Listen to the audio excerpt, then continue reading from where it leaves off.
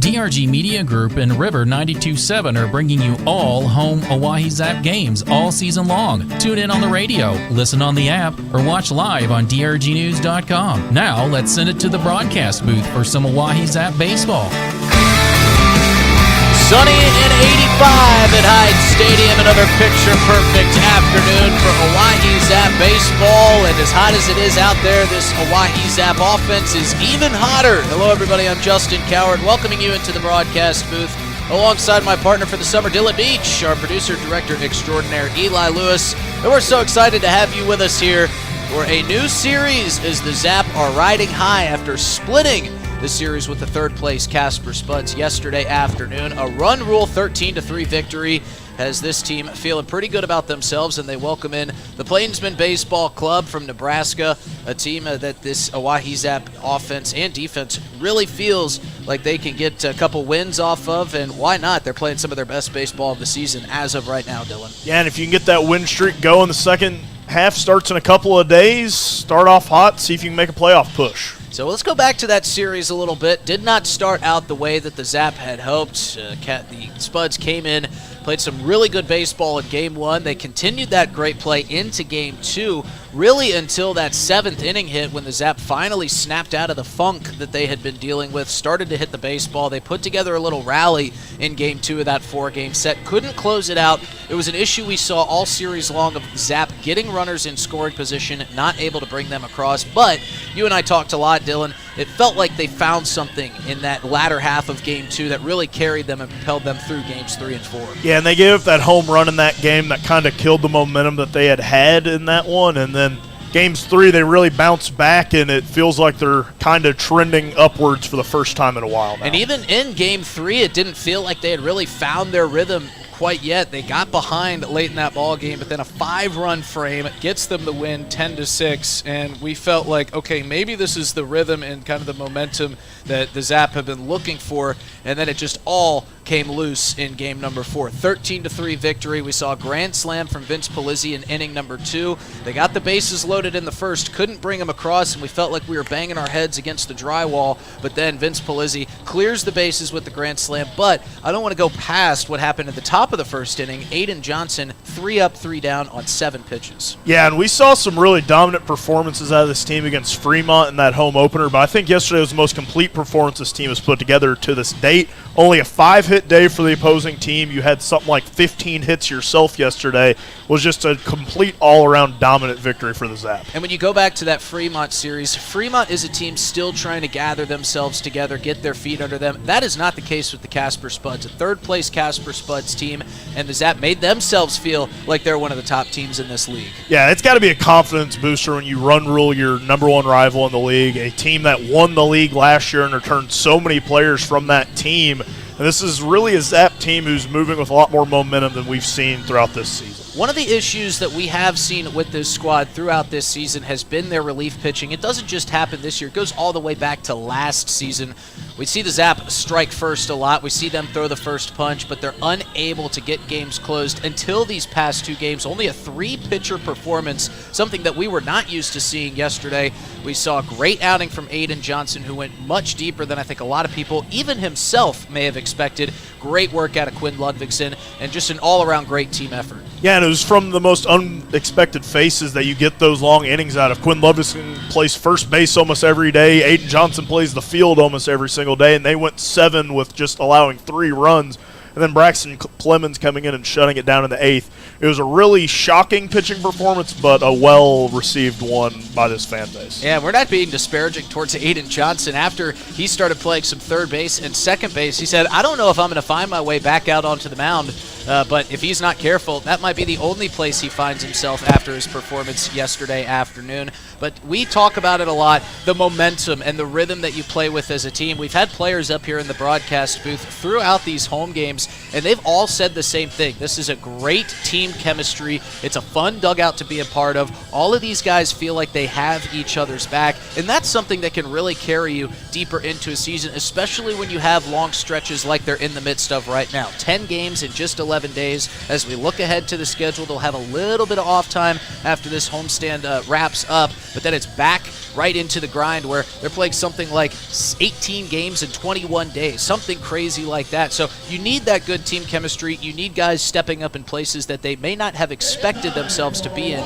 throughout the season, but that's what's working for the Zap right now. Yeah, and you can really tell that this team likes being around each other, and you're going to have that when you have these long home stretches. If you can't enjoy yourselves around each other and you're not winning a ball game, it can be miserable. So when you get those occasional losses, and if you can keep this good times rolling, the chemistry is what you're going to fall back on. And we finally broke a streak that is maybe one of the most absurd streaks we've seen in all of baseball. The Zap finally winning a game in which they hit a home run. It's maybe the biggest anomaly that we could have seen, but Vince Polizzi with his grand slam yesterday finally snaps that streak, and maybe that could open up the floodwaters and floodgates for this team to continue hitting the deep ball and winning games at the same time. Yeah, and then he hit that deep ball yesterday, but the team putting up 15 hits, so you had the mix of the small ball and the long ball, and that's going to be the Zap's equation this year, is that timely hitting aspect of it. You're not going to have a grand slam every day, but if you can have those doubles, those singles that score one or two guys, that's how you're going to win these games. Absolutely. And one thing, too, that we had kind of seen a lot of out of this Zap team was them, as we mentioned earlier in our pregame show, getting ahead early, but the other team just kind of chipping away. One of the biggest issues for the Zap thus far this season has been allowing the big innings. We always say you can get away with those 2-run, 3-run, even 4-run innings, but when you play a team like Spearfish that we saw when they came to town, when they put up a 7-run frame, that's almost impossible to come back from. Zap won the big inning battle yesterday.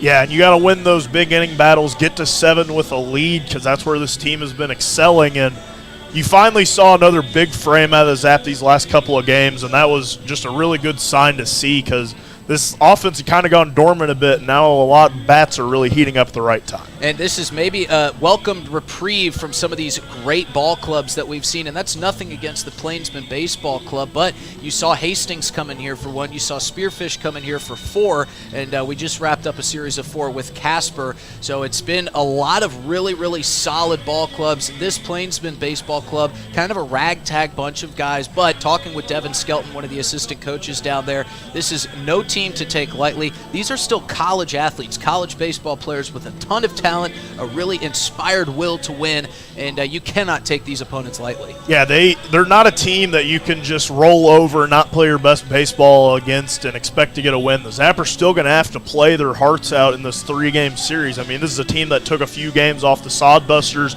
really made it an interesting race for who's going to win the first half between them and Spearfish. And, I mean, it's anybody's game. I mean, baseball's so momentum-based. If the Zap don't come out awake today, they could drop one. But this feels like a team that you could start building some momentum on for the second half. They only have 23 total players, so they're not the deepest games off the Sodbusters. Really made it an interesting race for who's going to win the first half between.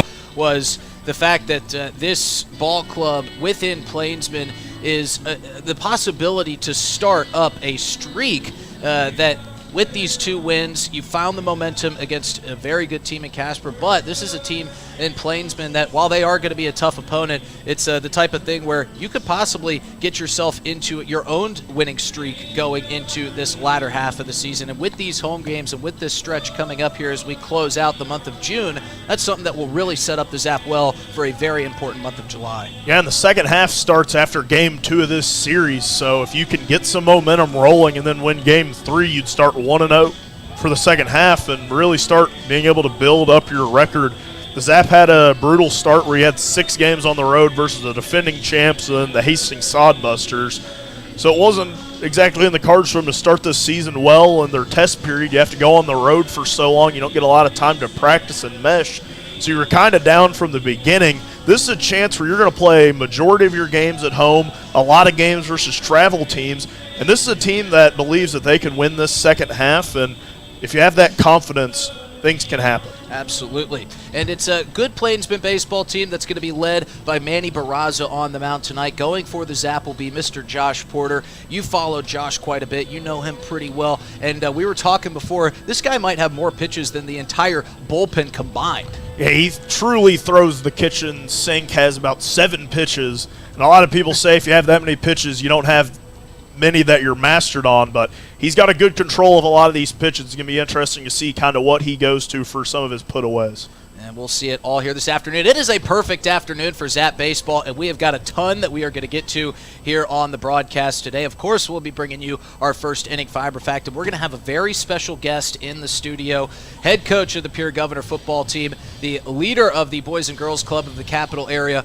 and a pretty good golfer, if I might say so myself. On top of everything else, Steve Steele's going to join us in the studio. You got some pretty good questions for Steve Steele today, Dylan? I'm still thinking of some in my head. I think I got a couple of fun ones, though. Well, he's a pretty easy guy to talk to, so I think you'll be able to come up with some questions on the fly. Let's meet today's starting lineups. As always, we'll start with our visiting team, the Plainsmen Baseball Club. They'll be led off by third baseman Deem Samuel. In this two-hole will be Amari Hackett playing right field. Jack Steffes will be playing first base and batting third. In the cleanup spot will be Asher Friedman playing shortstop. Ivan Gomez will be playing second base, hitting in the five-hole. Braden Boyle will be out in left field, batting sixth. Easton Mitchell catching today will be behind the dish and batting seventh. Jax Budigan will be playing, actually DHing, so he'll be kind of a half-day player today for the Plainsmen.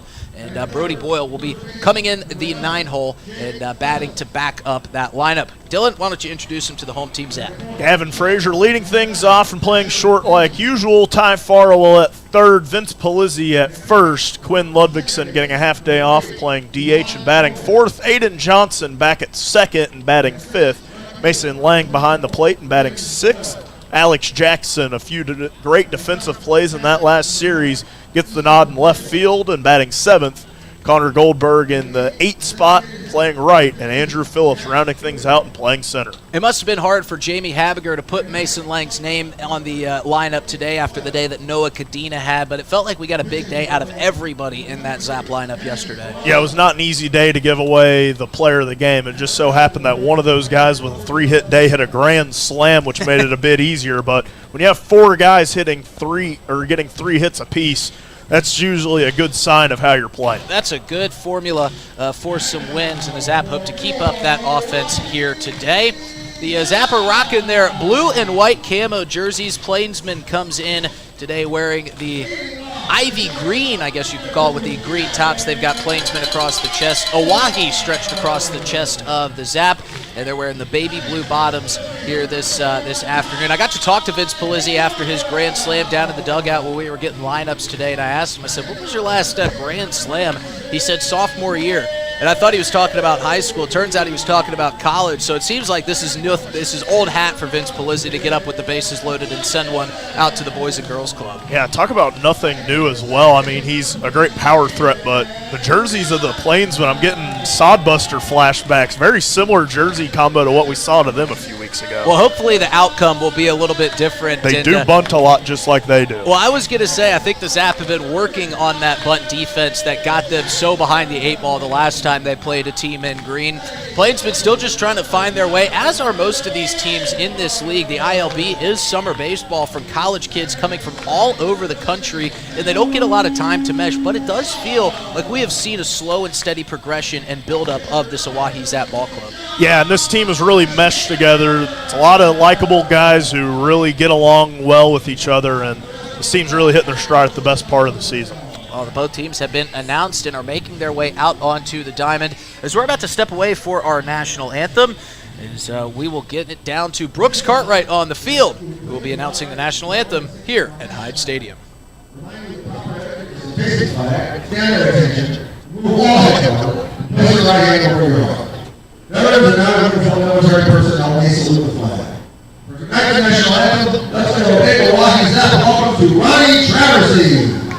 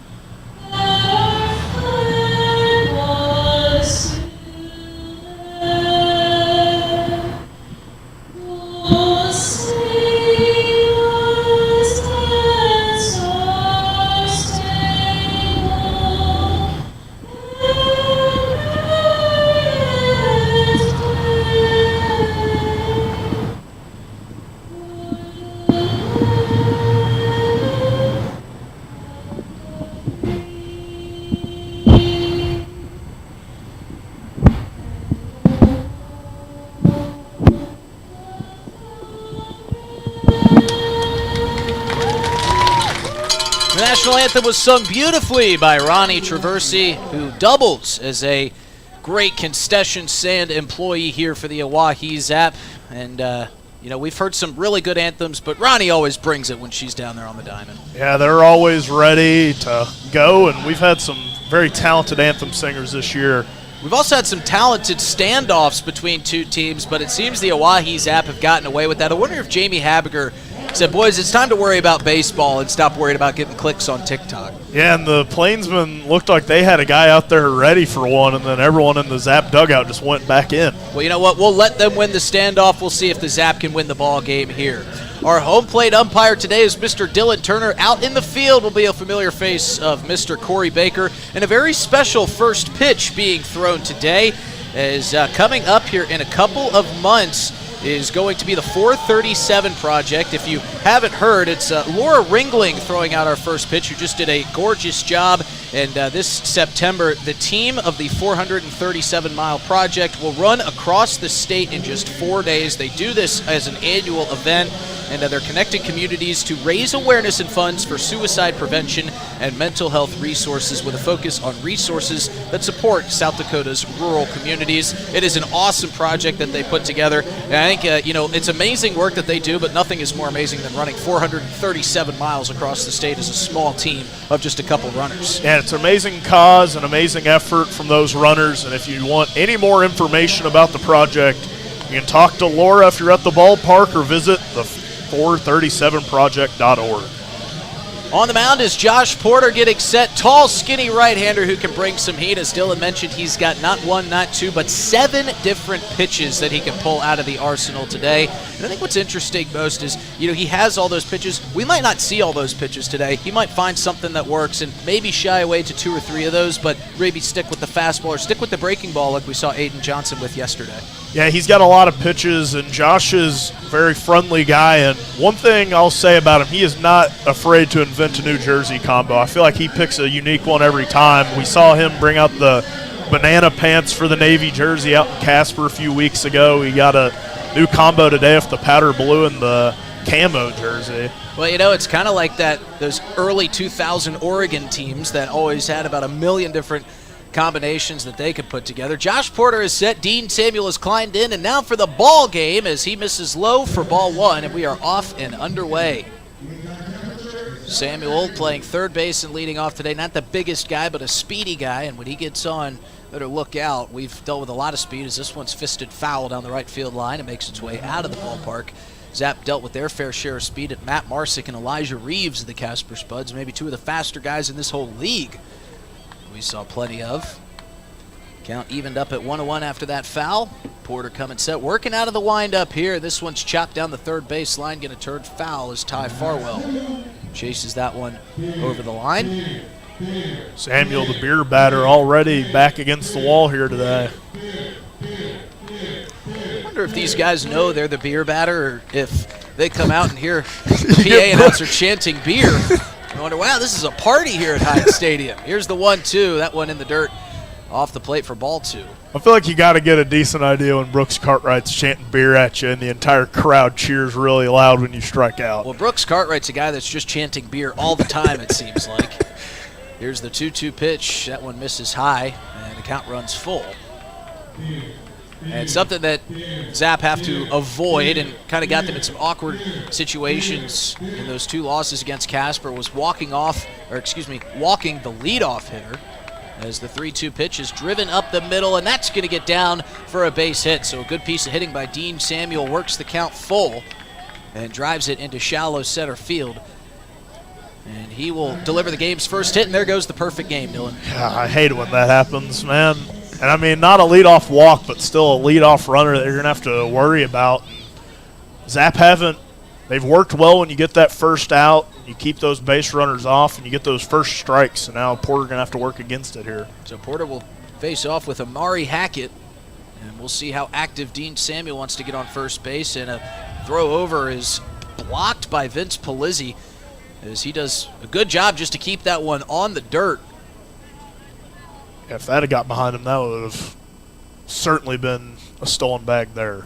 A low throw from Porter. Vince Palizzi testing out that first baseman's glove here early. Seen a lot of different combinations over at first base. We've seen plenty of Polizzi playing there. We've seen Quinn Ludvigsen over there a good bit as this one's grounded up the middle. Double play opportunity. Gavin Frazier had trouble getting it out of his glove. He tosses it to Johnson, who fires it to first. And just what the doctor ordered for Josh Porter, a 6-4-3 double play.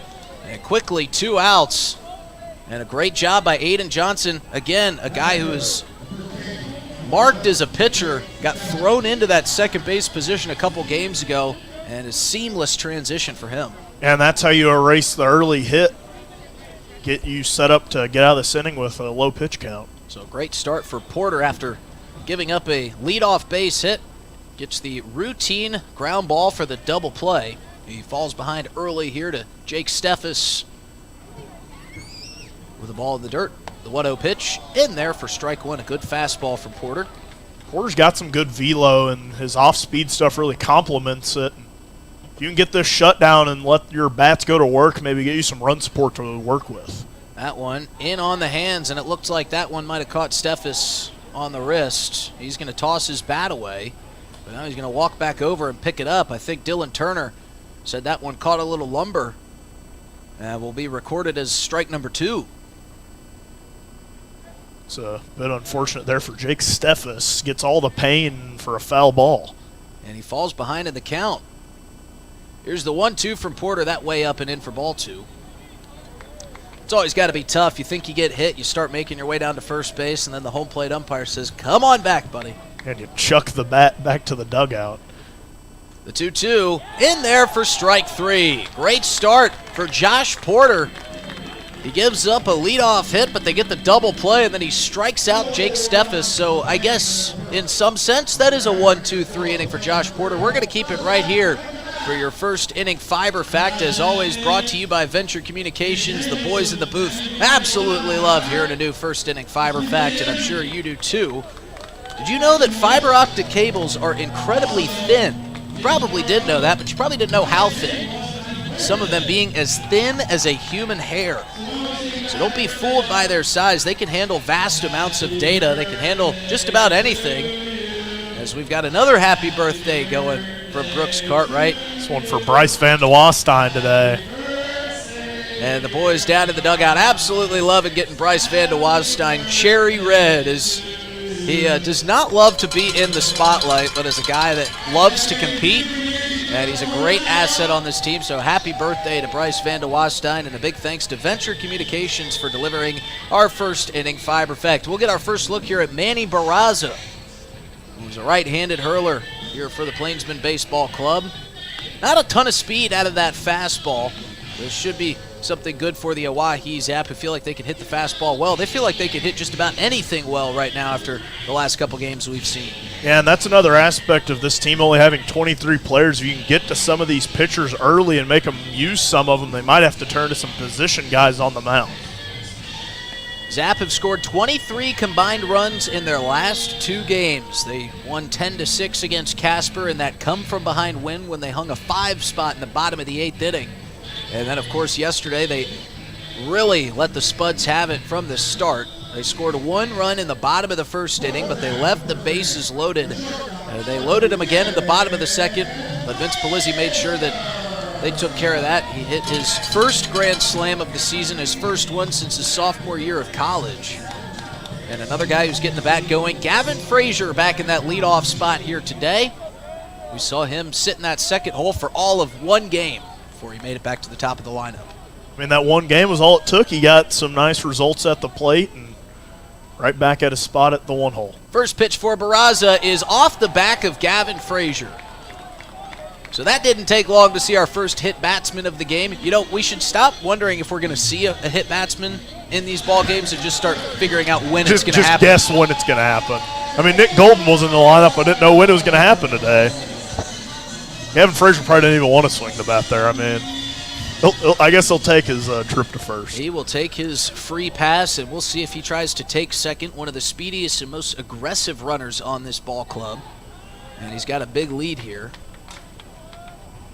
They'll face Ty Farwell, Will Barraza. Farwell takes a strike on the outside corner for strike 1. I can't remember the last time that Ty Farwell got up to the plate and didn't either get a hit or get hit.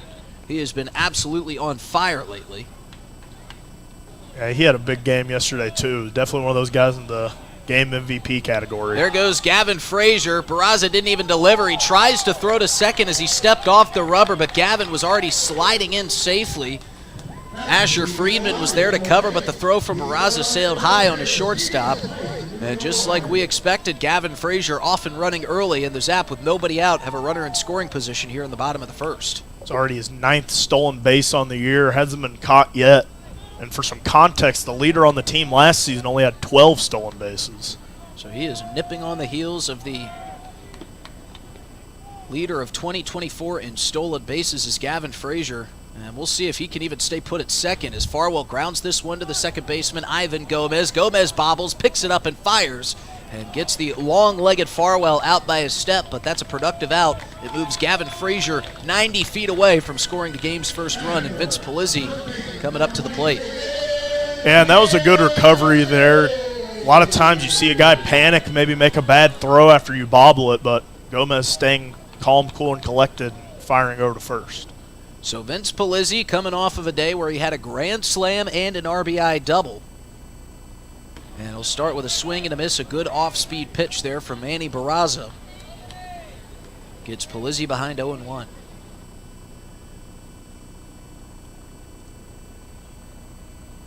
Barraza with an interesting delivery. He kind of brings that left foot in and taps it a couple times on the mound as that one misses outside for ball one. We'll also see him kind of lift that left leg up like he's going to deliver, but then place it back down. Barraza quickly set. The pitch to Polizzi taken low in the dirt. Good block there from Easton Mitchell, as that keeps Gavin Frazier steady at third. This really is the perfect ballpark for Vince Polizzi. With how much room there has to be out in left to cover that big center field gap to 383, if he can just pull one here, might be extra bases and an RBI. Here's the 2-1 to Polizzi. This one off the fist, trying to find its way into no man's land in shallow right center, but curling foul. And maybe wind assisted a bit. The breeze is blowing from the left side of the diamond towards our direction as we're set up here on the first base side. So a pretty calm day yesterday as the game rolled on. The wind picked up. But this is about as standard of a breeze as you'll get here in South Dakota, probably blowing anywhere between 10 and 15 miles an hour. Here's the 2-2 to Polizzi, and he wears that one. So Barraza has now hit 2 Zap hitters here in the bottom of the first inning. Yeah, and that one ran in on the hands. That's one you're thankful was an off-speed pitch. Of course, getting hit by pitches is something that this Zap ball club is all too familiar with. And now Quinn Ludvigsen will step in to the left-handed batter's box with a chance to give the Zap the lead. 1 out.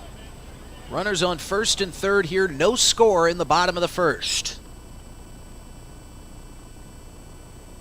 First pitch to Ludvigsen in the dirt. Another good stop by Easton Mitchell behind the dish. And with how fast Frazier is, you got to make sure it's close, and that was a very impressive block. He doesn't need it to get too far away to score from third. Indeed. There's that high leg kick we were talking about from Barraza as he comes set. The 1-0 catches the outside corner for strike one. Ludvigsen has been having a great season for the Zap and all over the field, but maybe his best performance, shockingly, has come on the bump. He lost his scoreless ERA yesterday, but he only allowed 1 run, so it's still staying pretty unblemished as this one's taken low for ball 2.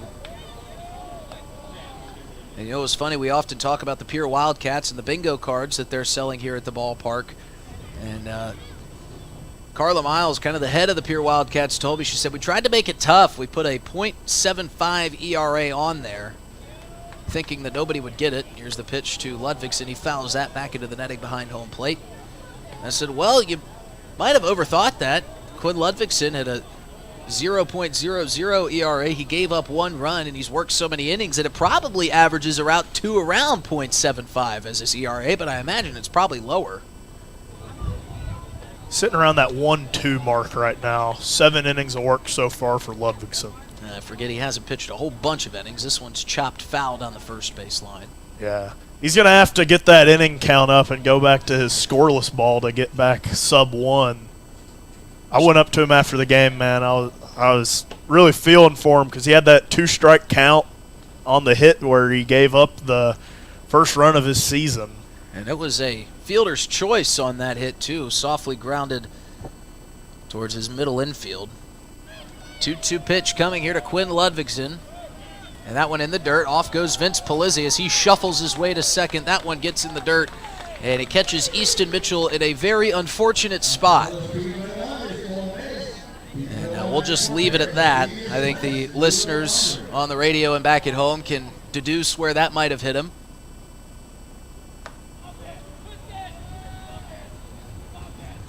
First stolen bag of the year for Vince Polizzi.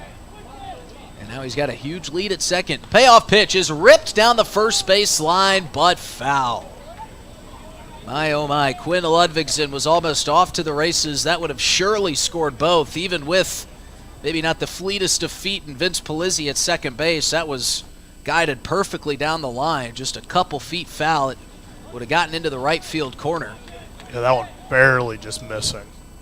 We'll see if Ludvigsen can time it up a little bit better on this 3-2 pitch. The offering from Barraza is in there for strike 3. Ludvigsen goes down looking on a great pitch from Barraza.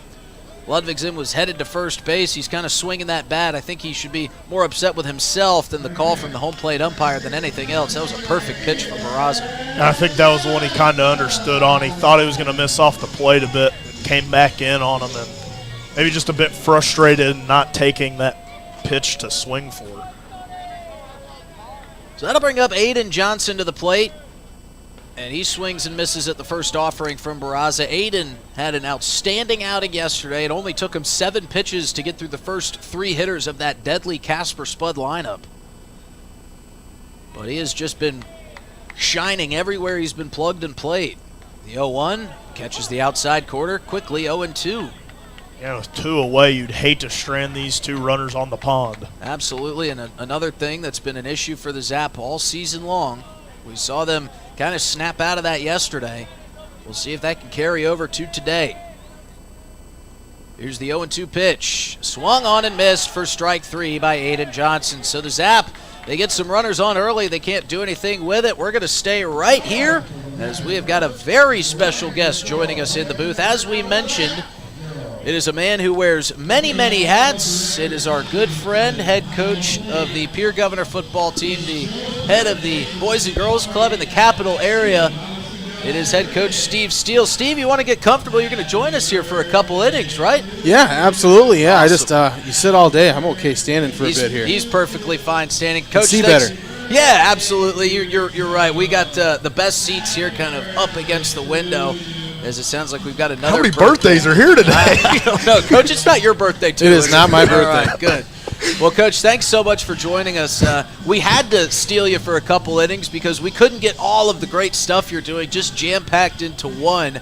So where should we start? I think we'll start with the Stanley County Gold. Yeah. Because that's going to be one of the most exciting events that I think I've been a part of in my time since I moved here to Stanley County. For those that don't know, the Boys and Girls Club of the capital area also heads up the Stanley County Gold fundraiser, which helps fund everything over in Fort Pierre. And what we're going to be doing is a fundraiser that involves, well, a little bit of golf. A lot of golf. A lot of golf. Yeah, you know, I mean, I really appreciate you jumping on it and being as crazy as me and looking at, we're going to golf 108 holes in one day.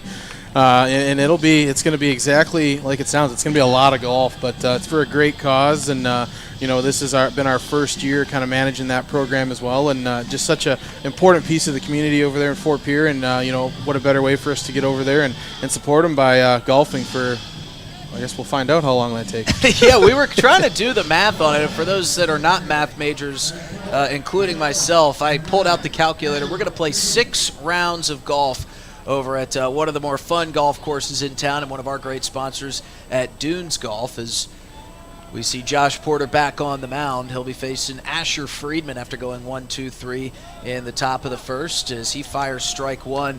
And, Coach, I always say I'm down to play as much golf as possible. Do you think we're going to be sick of golf by the time we get done? I mean, it's all for a great cause, so it's not like anybody's going to be sick of anything, but maybe we'll have to hang the clubs up for a little bit after this day's done. Yeah, it's going to be a lot. I mean, I don't know. I'm very curious to see how I feel, both beginning, middle, and the next day. It's going to be an interesting 48 hours, I have a feeling. Porter gets ahead of Friedman 0-2. We'll see if he can put him away here. That one just a bit outside, says Dylan Turner. I am a big walker out on the golf course. I like to walk when I play, but I think I'm going to cave and ride a cart for these 108 holes. I don't think there's enough time for me to walk all 108 holes. That would be, I don't know. That'd be interesting to see how much of a marathon that ends up becoming. As Josh Porter gets the strikeout after he thought he had it on the third pitch, he gets it on the fourth, and there's one away here at the top of the second. Yeah, we'd have to see what the yardage is on that. I mean, not just the actual hole, but between holes. That I bet you'd walk it. It's a marathon. It'd have to be close to a marathon. If not, I'd imagine. That's got to be just a rough day if you were walking. The 0-0 from Porter, that one in there for strike one. And, Coach, so curious, and the reason I refer to him as Coach is because he was kind enough to let me join what they call the county fair. That one chopped to Farwell, charging, throwing, in time. Route number 2. And Coach is the head football coach over at TF Riggs for the Peer Governors. 8 straight state championships. He's won 7 of those, and he was kind enough to let me join for the county fair, which kind of kicks off their football season. We'll get to that in a little bit. We got to do a day in the life, but we were talking about this for a couple weeks now. When did you envision or come up with this idea of I want to be crazy? I want to try to play triple-digit holes in a single day. I don't know. Crazy is definitely the right word. Yellow from Porter, swung on a miss for strike one. But I think Mark Ovenden is he's a Sioux Falls news broadcaster, and they do a very similar event for junior achievement in Sioux Falls. They cut it off at 100. 0-1, swung on again for strike two. But it's just one of those things. I don't have it. I couldn't stop mid-round. I don't think it wouldn't feel right to be like to get through the 10th hole the 6th time and be like, well, that's the day, fellas. I was going to ask where you got 108 holes at because it seems like such a odd specific number, but finishing the round, the 0-2 misses outside for ball one. Yeah, so I mean they cut it at 100 and then they pitch it as the 100-hole marathon, and I'm just like I can't. I know we're not going to care about the score a ton that day, but I just couldn't stop mid-round. It just would seem too weird to me. 1-2 from Porter as we get a very, very late time. I can't believe he granted time there. I mean, he was Porter already throwing the pitch. Practically releasing the ball at that point. We'll do this 1-2 all over again. 1-2 from Porter. That one fouled off the other way. And if for those that are listening, a lot of our listeners probably know who Steve Steele is. For those who don't know, this is just par for the course. There's no way that we were only going to play 100 and still be left with 8 holes to play. Even if we did, you'd probably see Steve out there finishing that 6th and final round, even if nobody was still partaking in it alongside of him. Yeah, I don't know. I said, well, it's going to be very interesting to see what we feel like long before 108, but especially at 108. The 1-2 from Porter misses outside. And, Coach, when you're playing 6 rounds of golf, I know you're not going to care about your score all too much. Is there one round that you're going to try to shoot a nice score on, or are you just going to try to play for speed? As the 2-2 swung on and missed for strike 3. Keep it right here. Porter, few Ks that inning, and another quick inning of work for Josh Porter. Yeah, there's probably going to be a good mix of that. There's going to be some speed play, but I think I still also care. I'm a competitive person, so I'm still not going to want to just be horrible. Maybe the 6th round you really bring it home like it's championship golf. We should be loose by then. Yeah, I was going to say the second round. Be warmed up by then. The 2nd or 3rd round, I think, will probably be the peak. Just because the first round, it's going to be early. You're going to be, I'm not going to warm up. I'm not going to take practice swings before we go and golf 108 holes. No range balls before? There will definitely not be range balls. So the first round may be more of a round or a warm-up, than the 2nd and 3rd. And, I mean, it'll be interesting. The greens are going to be playing. You're going to get to see them slow in the morning and fast in the evening probably. So, I don't know. I would guess that the 2nd or 3rd round is probably the best score. But hopefully that it doesn't deteriorate too terribly far. I have a feeling we're going to see a lot of that Dunes Golf Course on the 28th of July. And, this is all in benefit for Stanley County Gold. If you want to talk a little bit about what that program does for the school, for the community, and your involvement in that as well. Yeah, so, we'd actually just started managing them this year from the Boys and Girls Club side. And again, they provide after-school and out-of-time care for all the Stanley County students, so they're mostly K through 6, and we've got some pre-K that are going to be in kindergarten this next year. But, we've got over 80 kids that are enrolled there and do all the different things after school. And, a lot of it is trying to cover things that they don't necessarily get in school. We try and do a lot of different activities with them just to get them out and about in the community. They put in over 200 hours of community service. They did this last year, just getting in with different people in the community to try and learn and give back. And, this is obviously it's educational and it's important, but it's also a safe place for them to be after school until their parents or guardians are able to get home and get off work. And, it's all about community. That's something that you have always really tried to drive home. And it's got to be pretty special for you being so heavily involved at Pier and at TF Riggs, but also being able to get involved across the bridge in Stanley County as well. Yeah, and that's a really important part. This is all one community. We need everybody to be available and to care about what's best. Lang watches strike one. And, I think that's the biggest thing that we've had a lot of pride in at the club is, that we can't afford for any of our daycare providers, child care services to close. And, that was why one of the reasons we made sure that we helped out and made sure the Gold program continued and we make it continue. And, as Lang watches ball bounce across the plate there's a lot of different ways that folks can get involved and make donations and be a part of this Stanley County Gold and also be a part of this 108-hole challenge and marathon, whatever we want to call it, this fun day that you are putting together that we get the honor of being a part of. How can folks donate? How can folks get involved if they wanted to either donate some of their time or donate some of their money and get involved on some of this action? Yeah, well, on the Boys and Girls Club website, bgccaparea.org, it has its own dedicated page under the Support Our Club tab, and then we've also got it on both our Facebook page and then the Stanley County Gold site on Facebook as well. We've got them on all of those avenues. 1-1 misses to Lang for ball 2. And then one other part on that, is again, we really enjoy having our kids be out in the community. So, if you have projects or anything like that would give those kids a wonderful experience, and something different, then, reach out to us. We love taking the kids out. 2-1 to Lang, fouled high. Third baseman giving chase. That one in the glove for out number 1 of the inning. But, we love to give them those different experiences and, a lot of those hands-on, on-the-job type skills that, in school you're so locked to the curriculum. You don't really get a lot of those hands-on opportunities to get out in the community and do something. One of the examples, we had our kids build some planter boxes. So if you go to Peaceful Pines, beautiful retirement community that's right across the river here, they've got some planter boxes that were made by our kids. So one of the many ideas that we do. The 0-0 to Jackson in there for strike one. Do they want to come be Zap interns for the day? I'm sure we'd love to have them along. Oh, I'm sure there's quite a few that would really enjoy having a lot of fun up here, too. I'm sure there was a few that were at Bolt Buddies earlier this afternoon. Is another great thing that the Zap do is 0-1 driven the other way from Jackson. That one drifting foul. Is that really the most meaningful part, though, for you, Steve, is kind of see how the kids get to get involved and get enveloped in all of this? And I'm sure that as you continue to do this year after year, it's got to be pretty special, even having kids of your own, but to just watch some of the kids that you mentor, watch them grow and become young adults and see how all of this impacts them as a community. The 0-2 here to Jackson. That one driven into the gap. That one's going to get down. Never mind, what a play from the center fielder for out number 2 of the inning. And Alex Jackson tipping his cat. He even has got his helmet up there, applauding that incredible catch by Brody Boyle. Yeah, that was a Sports Center top 10 catch right there.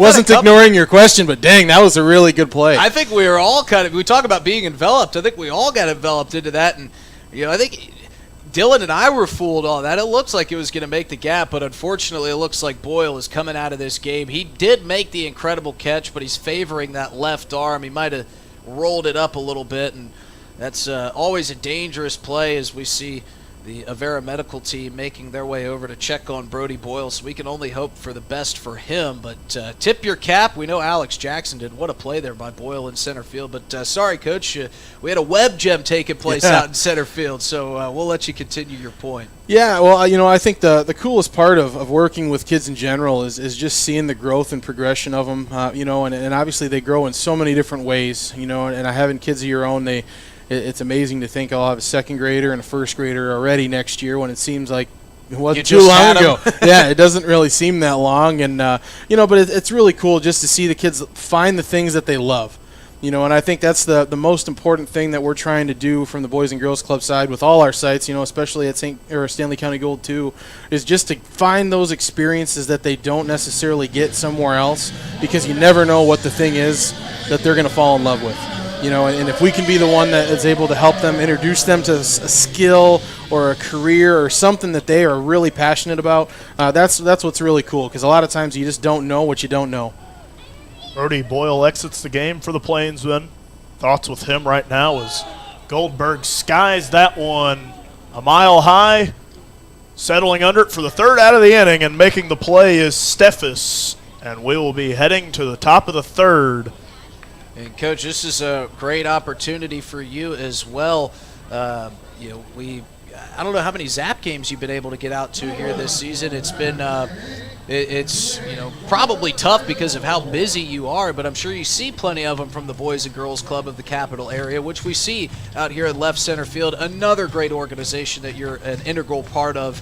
And if you want to tell us a little bit about what's going on there, I imagine more great things for the young kids in this community. Yeah, it's very similar. We do pretty similar things. The schedules are adjusted a little bit because obviously we can't take all the kids from all of our programs in the same spot all the time.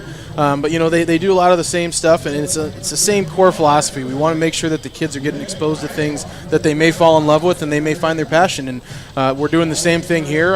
Some of the different things we've done here, our kids for the community service on the pier side, they made tie blankets for the cancer patients at the Helmsley Center about Christmas time.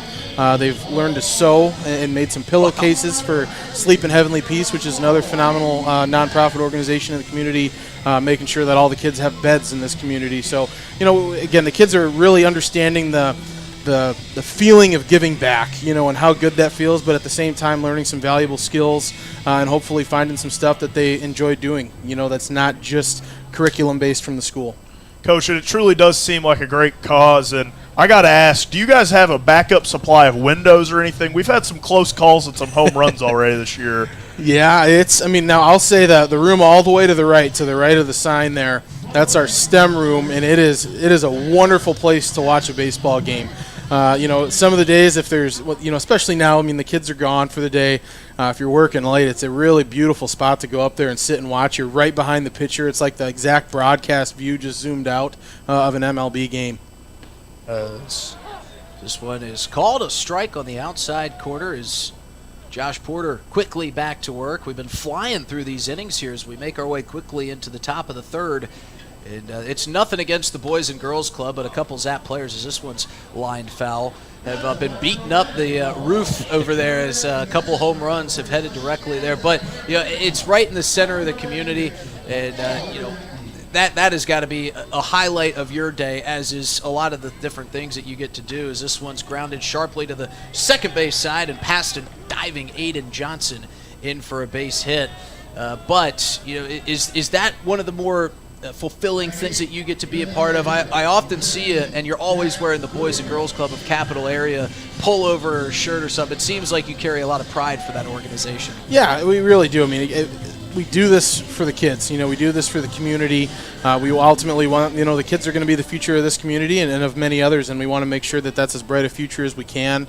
And again, I think a lot of our kids, we talked about Buddigan takes strike one on the outside corner. Porter trying to paint those corners. We talked about that Bolt Buddies, and when we've got, it's a really long walk to make it all about 14 feet from the home run fence to the front door. But we've got quite a few kids that really enjoy coming to that, and I know that we really appreciate the players and how well they interact. Because they really are the heroes of all the youth, and it's really rewarding to see those guys interact with our kids so positively.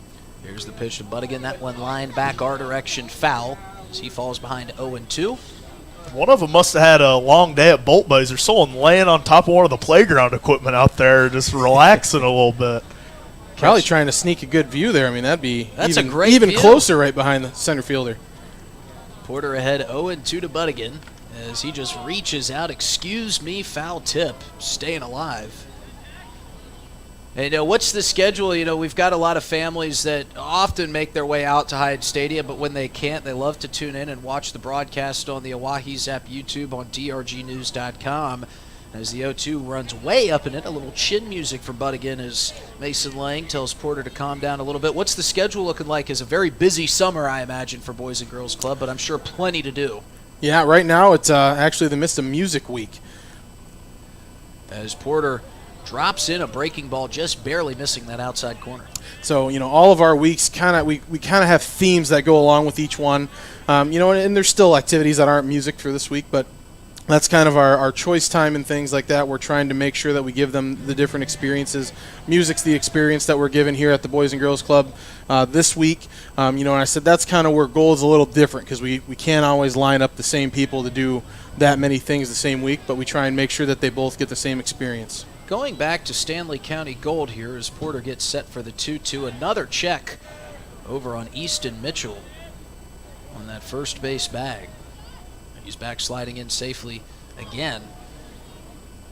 But with as much as goes on over here in Pierre, I imagine going back to Stanley County Gold for a moment as the 2-2 misses up and in for ball number 3 and a nice bat here by Budigan to get it back to a full count. The oldest town in the state, and I was over there for the Stanley County Hall of Fame induction. That, just like it is over here, seems like a true sense of community. And what was kind of behind it as Budigan draws the walk? What was kind of behind the Stanley County Gold? You mentioned that they are kind of challenged with a little bit of funding, and why is it so important to you to continue getting those funds coming in from the outside in those communities? Because if there's anything that South Dakota and Pierre and Fort Pierre does well, it's rally around themselves as a community. Yeah, and right now the reconciliation bill in Washington, D.C., one of the things that's passed through the House as a cut is the 21st Century Grant Program. And that's 100% right now of Stanley County Gold's funding is through that. They just in finishing year 1 of a year 5.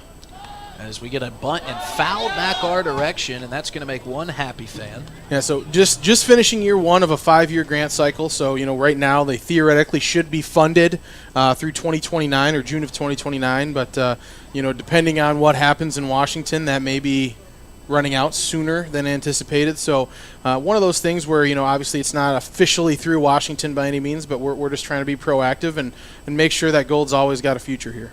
Here comes another bunt attempt. That one's sharply grounded down the first baseline, but foul as we see Brady Alexander taking the place of Brody Boyle, who was injured in center field.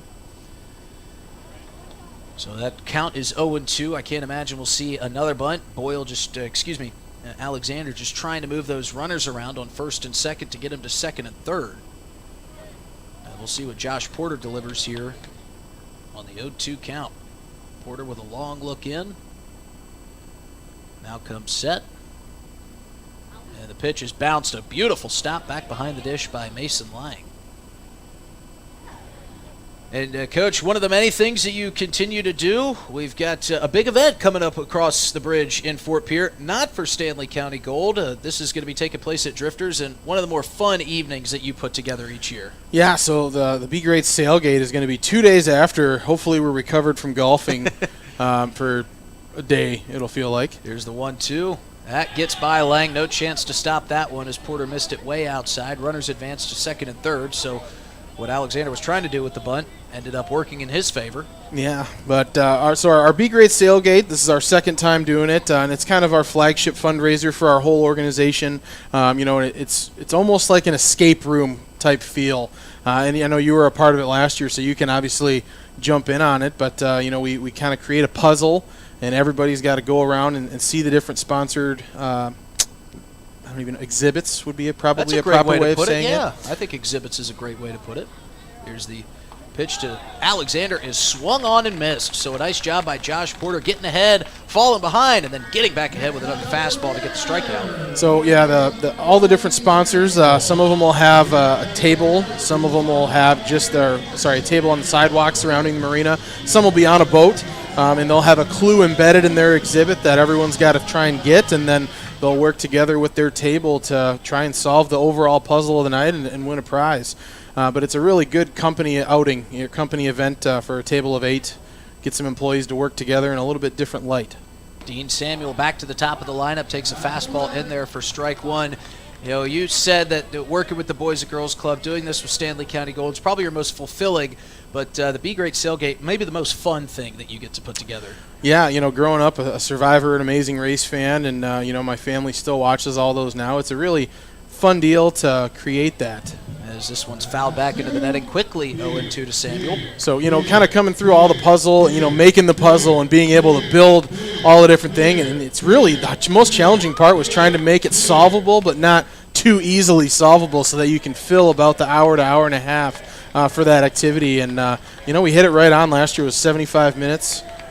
Here's the 0-2. That gets by Lang. That's going to get into the netting, and on his way home to score from third base is Easton Mitchell. So the Plainsmen have taken a 1-0 lead after some wild pitches here by Josh Porter. And if you had your druthers, you'd probably make it as hard as humanly possible. You'd love to probably have those folks there for 6 or 7 hours, but we got to make sure that those folks get home and get to their bedtime on time. So it's got to be kind of a challenge that you enjoy of making it difficult, but also making it easy enough to solve, because I think if it were you, it would be pretty difficult in itself. Yeah, a lot of people would argue that the word easy wasn't, it was more the word possible.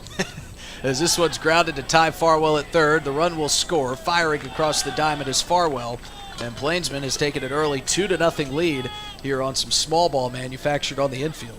But, I think the other rewarding part of the Sailgate itself is there's just so much great awareness to the club and our mission and what we do, all the different things that we've been able to do in this last year that we're able to share at that. And then it's just a sight to see that many people running around the marina. And it's a really cool thing to see everybody. You got your people that are flying around. First pitch, breaking ball, called a ball inside to Amari Hackett. So there's the people that are, as soon as you say go, they're sprinting outside. They're really running all over the place. And then there's the others that are kind of just people watching and enjoying it. As this one's chopped towards Gavin Frazier at shortstop. Sunday Hop firing across the diamond for the third out of the inning. As that will retire the side, but not before Plainsmen score 2 runs on a couple softly hit balls, some pass balls getting by Mason Lang. We'll see if the Zap offense can come back and make up for it here in the bottom of the third inning. And like you said, I was there last year. It was a ton of fun, and I like puzzles myself. I can't really consider myself the smartest guy in the room, but listen, folks, it was easy enough for me as we've got a Beat the Bolt coming up here. And this is pretty interesting. We saw her throw out the first pitch here tonight. She is part of the 437 project that will be running across South Dakota, but that is more about running for time and making sure you can do it efficiently. This is Beat the Bolt, where she's going to try to do it with speed. As Laura Ringling will be taking our Beat the Bolt. Coach, you're going to be up in the booth for Beat the Bolt. Who knows? Maybe we'll see you down there try to beat the Bolt here sometime this year. I would not beat the Bolt.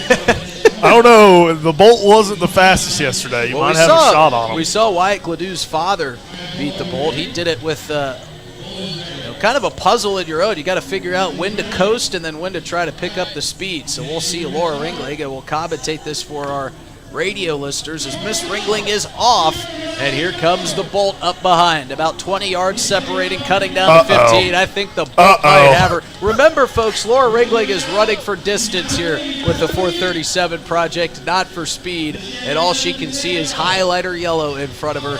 As this contestant today, unlike Wyatt Gladew's father, will not be She's beating in the jeans. Bolt We got to give her a break. Yeah, she and also doesn't look like she has the best running shoes on today. But I would like to see the Bolt challenge Miss Ringling to a instead of a 300-foot run, maybe try to go on a 300-mile run and see if he could beat her then. I highly doubt it. As congratulations to Laura Ringling getting involved in all of the fun games the Zap has to offer here this afternoon. And Coach, you and I were together the other day kind of going over the Stanley County Gold and the 108 holes that we're going to be playing. And you got a couple phone calls just in that little time frame of folks wanting to get involved in the Be Great Sailgate. And, I'm sure that there are other ways that folks can get in touch with you if they want to buy a table or get involved in this as well. Yeah, this is another page on our website, bgccaperia.org. Sailgate's got its own page just like the Golf for Gold does. And again, you can get a table for you and 7 of your closest friends. You could get, if your organization or your company would like to put together an exhibit, you could get that on there. And also, we'll have single tickets on the same website as well. First pitch is softly grounded down the third base line and letting it roll foul. It sits on the line. Now he's blowing on it. They're going to call fair. Easton Mitchell trying to blow on the bunted ball to get it to roll foul. He got down on all fours, got down on his chest. The ball was tiptoeing the third baseline chalk. I don't think you're allowed to do that. We've seen that in the MLB, but that was years and years ago. Easton Mitchell wearing a wry smile right now as Andrew Phillips gets to first base on about the best bunted ball you could ask for. Maybe we can't see it, but I cannot understand how the umpire is not giving that a courtesy laugh at least. That was great. I think Dylan Turner is laughing along with Easton Mitchell there. So Andrew Phillips finds his way on one of the most peculiar bunts possible. And now he's trying to steal second base. Throw is in time, and Phillips is finally gunned down. So they couldn't get him on the bunt. There was a no-go on the blow down the third base line, but they get him on the throw down to second base. And Phillips might have been feeling a little bit too greedy after he got that fair ball call from Dylan Turner. So that's the first out away here in the bottom of the third inning. And that's only the first time he's been caught stealing this year on just a really odd play. So it'll bring us back to the top of the lineup at Gavin Frazier. And, Coach, one of the things that we see a lot of here at Zap games that I'm sure you've had a little bit of experience being involved in is the Pier Wildcats, the Special Olympics South Dakota athletic team here, as Frazier kind of pops one down the right field line but foul.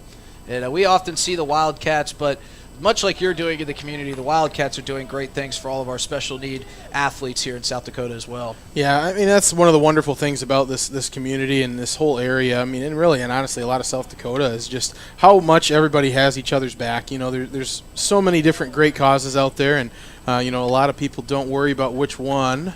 As a Baltimore chop right back to Barraza is fielded and fired for the second out of the inning. Not everyone's worried about so much which one. They all get support. And everybody realizes that, all the causes are very worthy and they all affect different people in different ways, but you need them all. And I think the Pier Wildcats is a phenomenal organization because you need it. Those are some great people that really need the opportunities that they're able to provide, and they do a wonderful job making sure that they have them. And, folks, you can still buy those bingo cards here to support South Dakota Special Olympics as Farwell takes strike one on the outside quarter. $3 for one card, $5 for two. And we've seen a couple winners thus far here this season. If you win that bingo card, you can take home about $100. And you'll have some fun doing it. As Farwell continues to swing the bat well, but this one going to be lined right to Braden Boyle in left field, and that will retire the side. Coach, do you have a couple more minutes to stick with us here? We know you got to get running here shortly, but we do have to address the question that everybody wants to know. I'm sure you've been asked a million times. 8 state championships, 7 wins in those state championships. Everybody wants to know, how are we looking for next football season? Yeah, we're having a great off season right now. We're kind of right in the middle of it. We won't really start to turn things up until after the 4th. We've got to have the week off of the 4th for the state rules, and then we'll kind of crank up a little bit more. But we feel really good about where we're at. We've got a lot of guys back from last year's team, and we feel very confident about the team we've got. And it's, you see it here with some good crowds continuously going throughout the Zap season. But, it goes without saying, I think the community rallies around the Governor football team unlike any other. Pretty easy to do when you're making 8 straight state championships. But the community return has got to be great just to see, some of those younger kids. I mean, you've been a part of this program since a lot of your varsity players have been in lower school in those early grade schools. There's a lot of talent continuing to come up. It's got to be really fun to be able to coach those guys. Yeah, it really is. I mean, this is such a fun community to not just to live and work in, but to coach in. They really support all of our athletes in every sport, and our state championships are about 4 hours away, and I don't know that we've ever been outgunned in terms of the crowd. We actually had played a state championship against Brookings in Brookings and had a larger crowd than they did. So that makes it so much special, or so much more special for the kids. All the young kids grow up wanting to be those old kids, and they've done a great job turning into those old kids and being the great example. So it's been a really fun scene to play out over these last 10 years. Porter comes back out for the fourth, trying to settle back in after giving up those 2 in the third, as he gets set and fires in there for strike 1. And, Coach, this might be like asking you to pick between children, but you've coached a lot of good athletes over the year. What are some of those, maybe some of those favorite guys you had a chance to coach? Yeah. So that one lined up the middle. Johnson tried to get a glove on it, unable to. Yeah, obviously there's going to be, anyone listening probably knows who a lot of these guys are, but, we've got a quarterback at Ohio State right now battling to be the starting quarterback, Lincoln Keenholz. He's very special, and, I don't know that anyone – you really can't appreciate that type of talent until it's gone, because we've had really good quarterbacks the whole time that I've been here, but it's just a little bit different when you have that top-tier level. As Porter tries to settle back in after the leadoff single. That one fouled back for strike 1. And then just a couple months ago, we had our first ever NFL draft pick, and I think he's just getting ready to work a camp today for one of his teammates that's also in the NFL, but Gray Zabel, phenomenal athlete. We've got Jason Machachak. I'll probably get crap from that if he's listening. 0-1 in there, low for Coach, ball 1. you're definitely going to. Yeah, but he's down in Nebraska battling for a starting job. But, I think the fun part of coaching is seeing a lot of the guys that are under the radar and some of the ones that go on and play college football that, maybe they didn't expect to. So 1-1 runs inside for ball 2. I'd love to see one of your guys at Indiana one this year. You really run a nice program. I'm sure we could use some of these South Dakota guys. Yeah, and they had a heck of a season, too. I think they finally got somebody in Signetti over there really turning things around. And, so much of things is just confidence. And so that one fouled back for strike 2. I know there's a lot of people that probably say he flirts with a different word. But, if you don't believe it, then how do you expect it to happen? So, you can't doubt what he's done. And he's had such a unique path that, it was really fun to see him turn that program around and to do it so fast. As the 2-2 from Porter. That one chopped to Farwell. Only play is going to be at first in time for the first out of the inning. Runner advances to second. Zap get the first out. But, I think, again, that other neat part of just so many great athletes that we've had, because to go to that top tier, you've got to not just be a great player, you've got to have the right measurables. You've got to be the right thing. They're not going to ever take a 5'11" lineman at Division I level, but we've had a lot of really good athletes that just maybe didn't quite hit those different marks as well.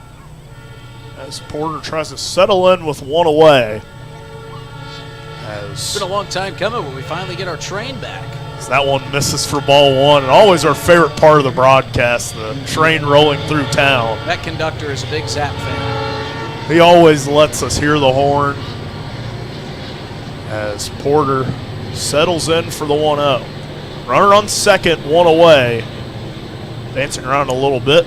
That one driven into left field, gets down in front of Jackson. Runner stops at third. Runners on the corner, one away for the Plainsmen. That needs to be a thing where they need to try and have a home run that hits the train. We've thought about how far you've got to hit it to get one onto that train. It looks a lot closer than it actually is. Once you go out to that parking lot, you realize that you need a guy like Barry Bonds. Say probably 380, 4, somewhere in there. Definitely over 4. I feel like it's got to be over 4. So? Yeah, you're probably right. The Boys and Girls Club and Centers, probably around 4 or something. We did get a Barry Bonds comparison to Aiden Johnson from Dillon Beach earlier this season. So hey, he was. Got the they were scared of him. They were intentionally walking him pretty much. As Porter trying to settle back in, a couple of runners on as he throws ball 1. Just trying to keep this where it's at. The Zap offense unable to put up anything so far here today. Runners on the corner, one away for Porter. Lines fires in for ball 2. Coach, you're still coaching football. You used to coach hockey. You ever thought about getting involved in baseball a little bit? I don't know. Just can't seem to find the time, I'm no, sure. No. We actually coached tennis when we moved here, too. But we gave that one up when we had our third kid. 2-0 in there for strike one. And then after 4, we kind of moved back out of hockey. But it's not really moving back. We now coaching our kids. So we're still coaching, but we moved down from varsity to mites. A couple more, you'll have yourself an entire diamond to work with. You've practically got an infield at this point. Now you just need a couple outfielders, and then boom, you've got yourself a team. Hopefully my wife didn't hear that one. I don't know. She hasn't texted me yet, but well, you're not going for the full 7 for a tennis team? I don't think she would enjoy that, no. 2-1 here to from Porter. Checks on the runner again. Trying to keep him put for the chance at the double play. As Gomez gets back in time. Train still rolling through on another picture-perfect night at Hyde Stadium. Josh Porter working with a jam. 2-1, one away, runners on the corner, checks on the runner again. And, Coach, we've covered a lot of stuff here, but, again, I just want to let you highlight again Stanley County Gold and the Boys and Girls Club. It's all kind of condensed onto one website, but where the folks can find, where they can make donations, and where they can be a part of this 108-hole challenge that we're going to be doing on July 28th. Yeah, bgcaparea.org. If you click on the Support the Club tab, then that'll give you both of those options, both the Golf for Gold as well as our Be Great Sailgate. Both of those have the registrations where you can do that, as well as a donation page where you could just donate and help us serve our community the best we can. The 3-1 from Porter, that one misses outside and the bases are loaded. And, you said you keep talking how we're crazy for wanting to do all these holes in one day, but I've got people asking me, emailing me, hey, I kind of want to get involved and do this. So we may not be as crazy as we're making ourselves out to be. And that's kind of one of the weird things. I mean, I think the more outlandish you make some things, it also kind of makes you want to do it, right? Right. I mean, if it's like you want to go golf 18, it's pretty like, I could do that whenever, But golf 108, when else are you going to do it? It costs a lot of money, too. Well, we're going to be doing it July 28th, and as you heard there from head coach and Boys and Girls Club head and a man who does it all, Mr. Steve Steele. Coach, thank you so much for spending some time with us here this afternoon. Really appreciate you spending some time and coming up into the broadcast booth and getting a vantage point here at a Zap game and letting all the folks know about all the great things to come here this summer. Yeah, appreciate you guys having me up, and thanks for what you guys do. This is really makes this experience really cool, and it's something for this town and in this community that means a lot. So appreciate you guys too, and thanks for having me up here. Absolutely, Thank you, Coach. Yeah, we might have to, if we do get to a playoff game after, we might have to have you back on the broadcast so we can recap those 108 holes and just how everything went. Yeah, we might have to. That sounds good. That was Steve Steele joining us here for the first, second, third, and a little bit of the fourth inning as I hand it back over to Dylan Beach. Porter missing there for ball 1. And Zap trying to get out of this bases loaded jam. One away. Zap bats have gone cold after having 15 hits yesterday as that one skips in for ball 2. Josh Porter trying to settle in here, extend this outing a bit. As we saw a great pitching performance yesterday for the Zap, but already 4 hits, 1 shy of how many they allowed yesterday as the 2-0. That one swung on, driven foul for strike 1. Yeah, and having Coach Steele up in the booth was a ton of fun, but, you look up and Zap are trailing 2-0. They've got 1 out, and the Plainsmen have the bases loaded, so credit the Plainsmen for coming in and dealing with a hot team. Josh Porter trying to deal himself out of this jam. The 2-1 runs inside for ball 3. Now at danger of walking in a run. The other issue could be, you're riding high after beating a really good Casper Spuds team pretty handedly in the last 2 games. You don't want to ever overlook or say you're overlooking an opponent, but you could have just been so focused. 3-1 driven. That one settling under it is Goldberg. Throws in. Relay not going to be in time. Runner scores, and they tag from second to third. So runners on the corners. A 3-0 lead for the Plainsmen and 2 away for the Zap. Just to finish that last thought, maybe the Zap kind of shifting and having so much of their focus on a 4-game series against the Casper Spuds, knowing this is a long homestand, a lot of games, and you have the third-place team in Casper coming in, and you just ride so high. This could be one of those situations where you got to get shocked back into reality. Zapper running cold right now. They trail 3-0 as he checks on the runner at first. Might have to get their toques on, warm up a little bit in the dugout, and try to get back out here and attack this team. Well, we've said it all season long. You got to avoid those big innings. You got to make sure you stay out of danger's way. As Porter, that one popped up. Chance to get out of the inning. Johnson sizing it up, brings it in the glove. Plainsmen add another. Their lead at 3-0 will be right back here for the bottom of the 4th at Hyde Stadium. Hey, it's your phone talking. Yeah, your phone. You know, that thing you're constantly picking up and poking around. Listen, when you're behind the wheel, would you please give me a break? You'll have plenty of time for your TikToks and, I don't know, texting your friends after you put it in park. Distracted driving, friend. No joke. One quick text or social media peek can cause a crash. And hey, I don't want any part of that. You got someplace to be. And trust me, I'll enjoy the downtime. Brought to you by the South Dakota Office of Highway Safety and its station. Dunes Golf is celebrating their 30th anniversary this summer. They look forward to seeing old friends and new acquaintances on the driving range and on the course throughout the summer. Play 9 or 18 holes. Pay by the round. Save with a punch card or become a member for unlimited play. Dunes Golf is a great location for group outings or a summer play day. Call 605-223-2525 or see golfdunes.com. Just 1 mile north of Fort Pierre on Highway 1806. Dunes Golf. Thinking of travel, Pierre Regional Airport offers nonstop flights from Pierre to Denver. From there, you can fly anywhere. Book to your destination and check bags through on United, Delta, or American Airlines. 1-hour flights on 50-passenger jets to Denver, then connecting to your destination. Save travel time and money, avoid the crowds, and free parking when you fly from Pierre Regional Airport. Skip the drive. Fly from Pierre Regional Airport. Looking for how? Back here at Hyde Stadium, Vince Polizzi at the plate trying to get a rally going here for the Zap. They trail the Plainsmen 3-0 here on this beautiful Tuesday afternoon. Polizzi got hit his last time up. Trying to avoid that this time, get some base runners on and try to chip into this lead. As the 1-0 to Polizzi. Sets, fires, that one fouled off.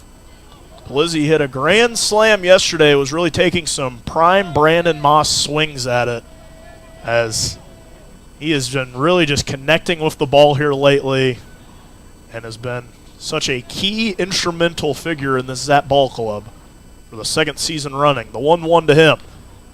Swung foul for strike 2. And this is a very, very manageable lead, or I should say deficit, for the Zap to come back and try to chip away at. But you know, the only real threats they've had came in that bottom of the 1st. Barraza settled in nicely. The 1-2 off speed in there for strike 3. Polizzi can't believe it, but he goes down looking for the first out of the inning. And he kind of threw his head back and looking back at Dylan Turner. I don't know what he was looking at, though. That was another perfectly placed pitch from Barraza. He's got that off speed working nicely today. Yeah, that feels like the second one. The Zap maybe a bit more frustrated themselves, more so than the umpire. We saw Ludvigsen go down on one like that one earlier. But Barraza really settling in. He had that jam that he kind of worked out of early in the bottom of the 1st, and it feels like the Zap have not had any momentum since then. As ball 1 misses to Ludvigsen. Just need patient at bats. Base runners get on. The 1-0 misses outside for ball 2. Zap can usually do the rest. And the small ball has been the equation for the Zap this year. It kind of has been for the Plainsmen, too. They like to bunt a lot, which Habiger, watching some film on them. The 2-0 in there for strike 1. Said oftentimes they lead off the game with a squeeze bunt, or that drag bunt, trying to get on the old-fashioned way. We didn't see that today, but it didn't take long for them to get their first bunt attempt as they tried to move those runners along in the third, as Ludvigsen chops one to the second baseman out in time for the second out of the inning. Just like that, Zap down to their last out of the fourth. And we're seeing a lot of rollover swings, which is a credit to Manny Barraza in the way that he's able to get that ball lower in the zone. And those rollover swings lead to softly hit ground balls, which mean very easy plays for this Plainsman infield. As Johnson to the plate. The 0-0 offering, watch for strike one. And Zap, it just kind of feels like they haven't had a lot of momentum in this game so far. They stranded those runners in the bottom of the first after a big hit day yesterday. The 0-1 to Johnson in there for strike two. Baseball's such an amazing game. You get a team that gets 15-plus hits the day before against one of the better teams in the league, and then you come out and you're in the bottom of the fourth with only one to show for it. As Johnson at the plate, the 0-2 here. 2 away. That one fouled off. And Barraza mentioned it earlier, Justin does have a bit of an odd release. It feels like he kind of kicks that leg up and then goes and throws before he even finishes the windup. Maybe messing with the Zap batter's tempo as you see him come settled for the 0-2. That one driven through the gap for Aiden Johnson. That one gets down for a 2-out single. A nice piece of hitting for the second hit of the day for the Zap. It's almost as if the Zap don't really wake up and start paying attention until they see 2 under that out sign on the scoreboard. Their 2-out hitting has been outstanding all season long. I know Jamie Habiger, Devin Skelton, Coach Wiggins, all those guys would love to see it come with nobody out. But you'll take your hits where you can get them, and sometimes maybe one is all you need. Zap trying to get on the board here in the bottom of the fourth. They have Johnson on first, Lang at the plate. 2 away. The offering swung on, barreled. That one heading towards the gap, and it gets down. Mason Lang chugging along. Aiden Johnson going to get the go-ahead. He rounds third. Mason Lang trying to head into third, slides in time.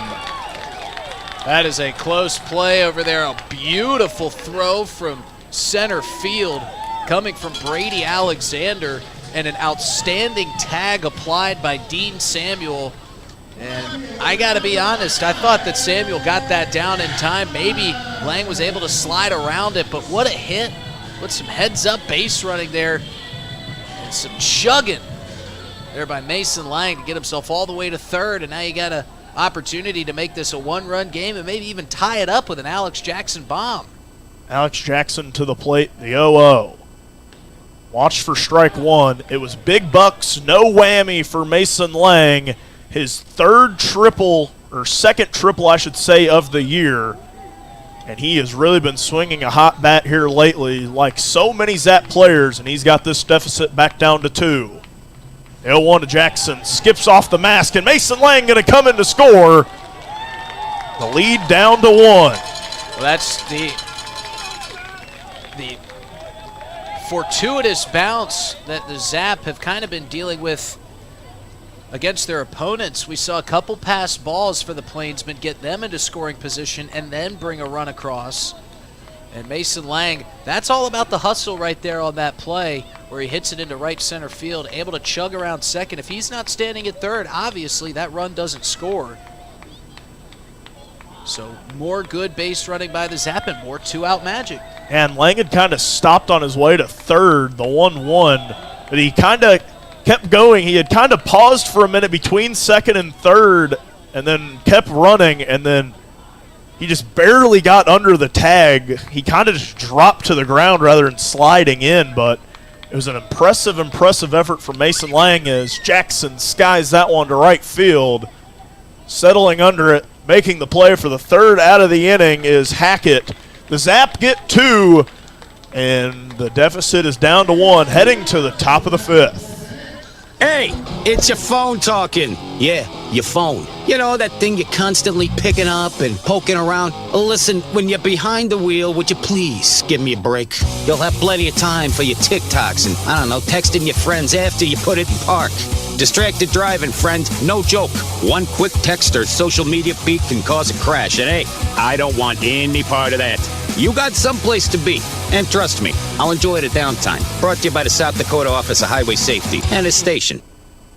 Dunes Golf is celebrating their 30th anniversary this summer. They look forward to seeing old friends and new acquaintances on the driving range and on the course throughout the summer. Play 9 or 18 holes. Pay by the round. Save with a punch card or become a member for unlimited play. Dunes Golf is a great location for group outings or a summer play day. Call 605-223-2525 or see golfdunes.com. Just 1 mile north of Fort Pierre on Highway 1806. Dunes Golf. Thinking of travel? Pierre Regional Airport offers nonstop flights from Pierre to Denver. From there, you can fly anywhere. Book to your destination and check bags through on United, Delta, or American Airlines. 1-hour flights on 50-passenger jets to Denver, then connecting to your destination. Save travel time and money, avoid the crowds, and free parking when you fly from Pierre Regional Airport. Skip the drive. Fly from Pierre Regional Airport. Looking for happenings in Central South Dakota? The Pierre Area Chamber of Commerce Community Calendar is your go-to for all the latest events. From entertainment to local benefits, community activities, and more, there's something for everyone. Email your event to contactchamber@pierre.org and it will be listed on the weekly calendar. To view the calendar, go to www.pierre.org. Let's celebrate together in the heart of South Dakota. The Pierre Area Chamber of Commerce, connecting our community one event at a time. Josh Porter back out on the mound for the Zap here in the top of the 5th as the first pitch is drilled down the right field line, giving chase and curling foul is Connor Goldberg as he watches that ball curl foul. That was a bit of a fortuitous turn as the wind pushed that one into foul territory. There was a charge put into that one right there by Brady Alexander, who's taken the spot of Brody Boyle, who appeared to be injured after that terrific diving catch in center field earlier in the ballgame. Second pitch to Alexander in the dirt, count evened up at 1-1. Yeah, and we just hope he's all right. I mean, his day ended really early and made that spectacular play on his way out, but always a scary thing to see. 1-1 to Alexander inside for ball 2. I have seen a similar play like that in the outfield. It was made by a right fielder, but the outcome was similar. We're not speculating injuries here as the 2-1 is fouled into the netting behind, quickly 2-2. But the way that Boyle dove and kind of rolled, it is not a good look for that left arm. And, you know, hey, I think if as much of a competitor as Brody Boyle is, here's the 2-2. Swung on and missed for strike 3. Good start for Porter as he gets down. First batter of the inning swinging in Brady Alexander. But as much of a competitor as Brody Boyle is, he might be pretty hurt over there in that dugout, but you know he's still got pride that he made that great play. Yeah, I mean, if you're going to go out with an injury, you might as well leave with a SportsCenter top 10 play and really giving it all for his team there. He sure was. And even Alex Jackson, who hit that ball, had to tip the cap on that unbelievable play by Boyle in center field. First pitch misses away for Dean Samuel, ball 1. And that's just game recognizing game. Tipping the cap. Took the helmet off as this one's grounded towards Ty Farwell. Down to a knee, fielding cleanly, and firing a bullet across the diamond is Ty Farwell. And that's quickly the second out of the inning. And maybe Josh Porter, getting a little run support there in the bottom of the 4th, has been able to settle in here as he's gone 1-2, trying to go 1-2-3 to Amari Hackett. Yeah, it was a very manageable deficit at 3, and he was kind of starting to gain a bit of confidence in that last frame. Gave up the 1 run, but got out of a difficult jam. But see if they can give him the support to keep going. Hackett leans back and gets out of the way of ball 1. And that goes back to You give up a couple runs, but avoid the big damage. Let your offense kind of come back and work for you as Porter finds the bottom corner of the strike zone for strike one. That was a pretty off speed. That one just died over the plate. Here's the 1-1 pitch. That one is driven towards center field. Giving chase is Andrew Phillips, calling off his right fielder Connor Goldberg, and making the third out of the inning is Phillips. We head to the bottom of the fifth. It's a 3-2 ball game. Zap trailing, but trying to cut into this lead when we come back on River 92.7. Thinking of travel? Pierre Regional Airport offers non-stop flights to Denver. Starting August 1st, book your destination at United.com. With United Mileage Plus, you can save more by earning miles when you fly from Pierre Regional Airport. 1-hour flights to Denver and the world beyond. Avoid the crowds, avoid the drive, and enjoy free parking when you fly from Pierre Regional Airport. United Airlines in Pierre starting August 1st. Skip the drive. Fly from Pierre. We're good at making excuses for things we don't want to do. I can't work late because my cat has a job interview. Unfortunately, we're also good at making excuses for things we shouldn't do, like driving drunk. There's nothing on the back roads but cows. The truth is, there's no good reason to drink and drive, not even if you stick to the back roads. If you drink, don't drive. No excuses. Brought to you by the South Dakota Office of Highway Safety, South Dakota Broadcasters Association, and this station. If you're interested in becoming a valued sponsor of an Oahe Zap broadcast, you can contact us for more information at sports@dakotaradiogroup.com or call us at 605-224-8686. Hey Zap baseball fans, it's Justin Cowart. If you're interested in a podcast that's sports and only sports, you need to check out Players Perspective. I have athletes and coaches from the South Dakota area and across the country, from the high school all the way up to the professional level. Come on and tell stories of their biggest and best moments of their athletic careers. If it's sports, you bet we cover it on Players Perspective Podcast, sponsored by Avera. You can find it wherever you find podcasts by searching DRG Media Group or on drgnews.com. Now, back to myself and Dylan Beach in the broadcast booth for some more Zap Baseball.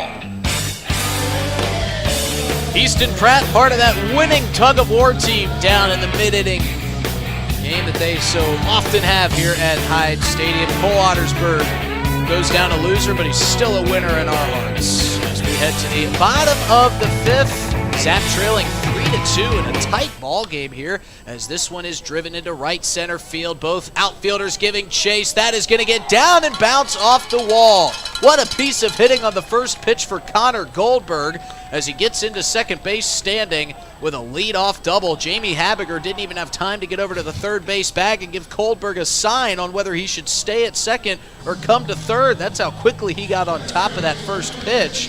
And the Zap Bats have come to life here in the last two frames. They scored two in the bottom of the fourth, and they've got a runner quickly in scoring position with Andrew Phillips coming up to the plate. And we'll see if they give him the bunt sign again after that perfect one he laid down earlier. I've only seen a catcher get down on all fours and try to blow a ball foul once in my life. And now I can make it twice in my life as that one misses inside for ball one. Easton Mitchell, as that ball was rolling down the third baseline, told his third baseman, Dean Samuel, get out of the way. I've got this one covered. He went down onto his chest and started blowing on it like he was blowing out a birthday candle. Here's the 1-0 to Andrew Phillips. That one in there for strike one. And pretty fitting because we had a couple birthdays here at the ballpark today. My thoughts exactly. He's just trying to get in on the fun. Wanted to get in on the fun, and he sure made a clip out of that one. Thanks for giving that play to remember from Easton Mitchell.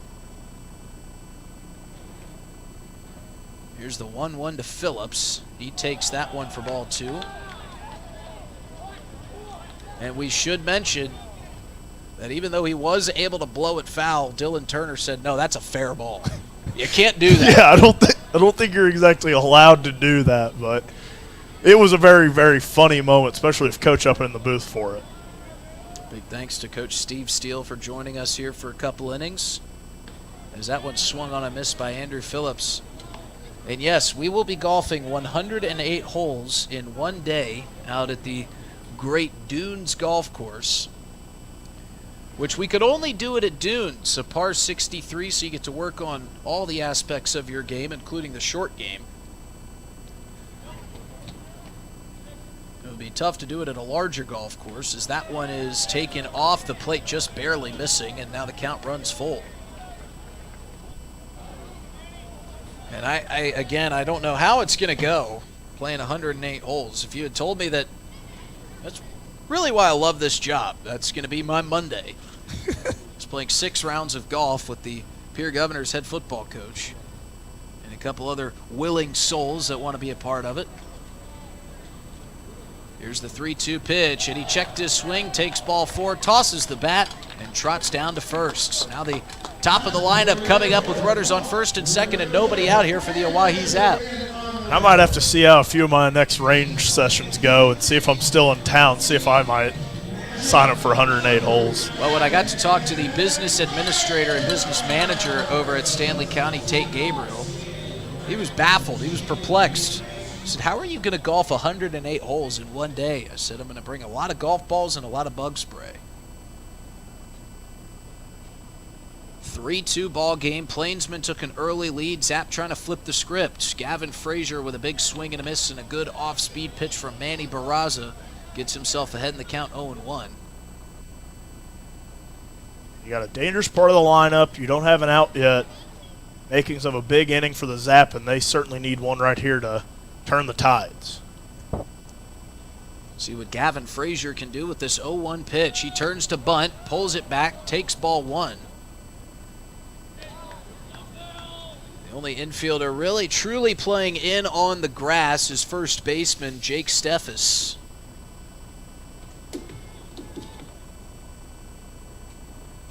See if Frazier offers a squared bunt again. Count is 1-1. Barraza, a long look back at second, squaring to bunt is Frazier, and he lays down a beauty. Right back to Barraza. Barraza's got one play. It's to first, and he fires it to a covering Ivan Gomez. So Gavin Frazier does his job. He moves the runners each up 90 feet, and now Ty Farwell can give the Zap a lead with a base hit. Yeah, feels like he comes up. Every time he comes up, he's had some runners on these last couple of games, and a big chance here to crack this game open. Another hit today for Ty Farwell. Seems like he's hit or been hit every single time he's been in that left-handed batter's box in this homestand. That one misses down and in for ball 1. Manny Barraza does have a base open down at first, but the last thing you want to do if you're a Plainsman pitcher is load the bases for Vince Palizzi. Last time he stepped up with the bases loaded, that ball was clanking off the Boys and Girls Club. That's down and in for ball 2. And Palizzi might have to write them a check for some new roofing or new window at some point this year. I think Steve Steele will happily take the expense on that, knowing that it benefited the Zap. Farwell facing the 2-0 from Barraza, make it 3-0 as he sees that one sail outside. Maybe he could just have Vince come in one day and hang out with the kids, maybe as payment, but I'm sure with how much fun our players have at Bolt Buddies, he'd love to do it. Yeah, I was going to say, Vince Palizzi seems like the kind of guy that would do that, whether he broke a window or not. See if Farwell's got the green light with 1 out and a 3-0 count. He does not. He was headed to first base. He thought that ball missed a bit high, but it fell into the zone, says Dylan Turner. That's how tall he was. That's kind of still zoned to him. But he's still in the driver's seat in this at-bat. 3-1 count. Barraza peeking over his glove and now delivering. That one's off the plate. Ball 4. And the bases are loaded for Vince Palizzi. And we're going to have a chat on the mound here with Manny Barraza. Nobody up and moving in the pen for Plainsmen. And we've talked about how this team is still pretty fresh, are the Plainsmen, still pretty new. As we look down in that dugout, not as occupied as we saw with Spearfish or with Casper when they were here at Hyde Stadium.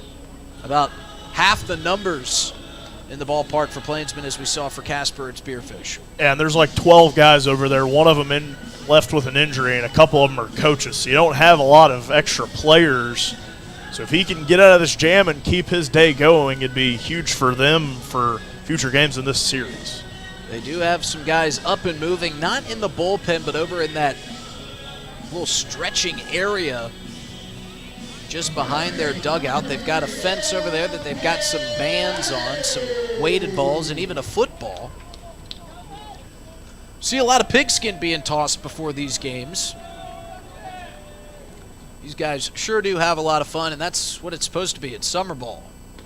First pitch to Polizzi is in there for strike one. Barraza lost his hat but didn't lose the pitch. A good start to a hot power hitter in Vince Polizzi. Polizzi having a quick chat about where that one caught the zone. Dylan Turner's had a pretty good day behind the plate today.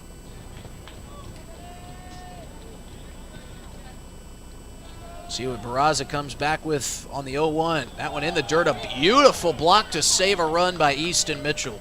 That one caught him off the shoulder blade, right up around that collarbone area. And it's tough to keep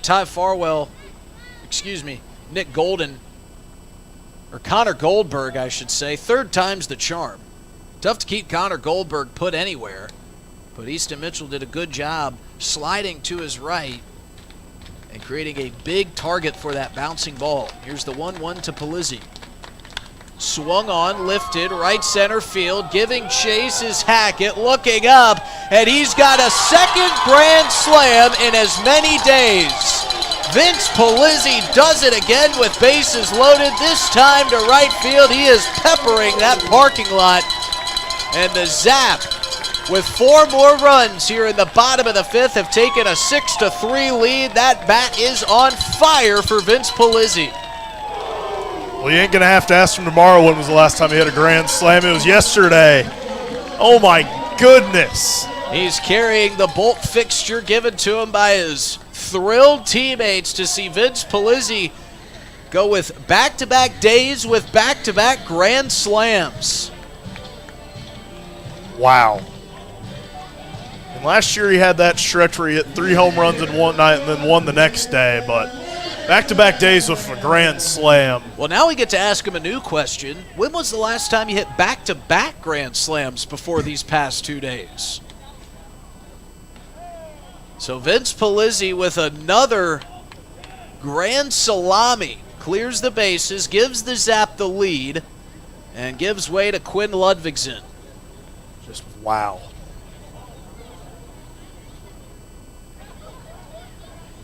Ludvigsen takes strike 2 over the inside corner.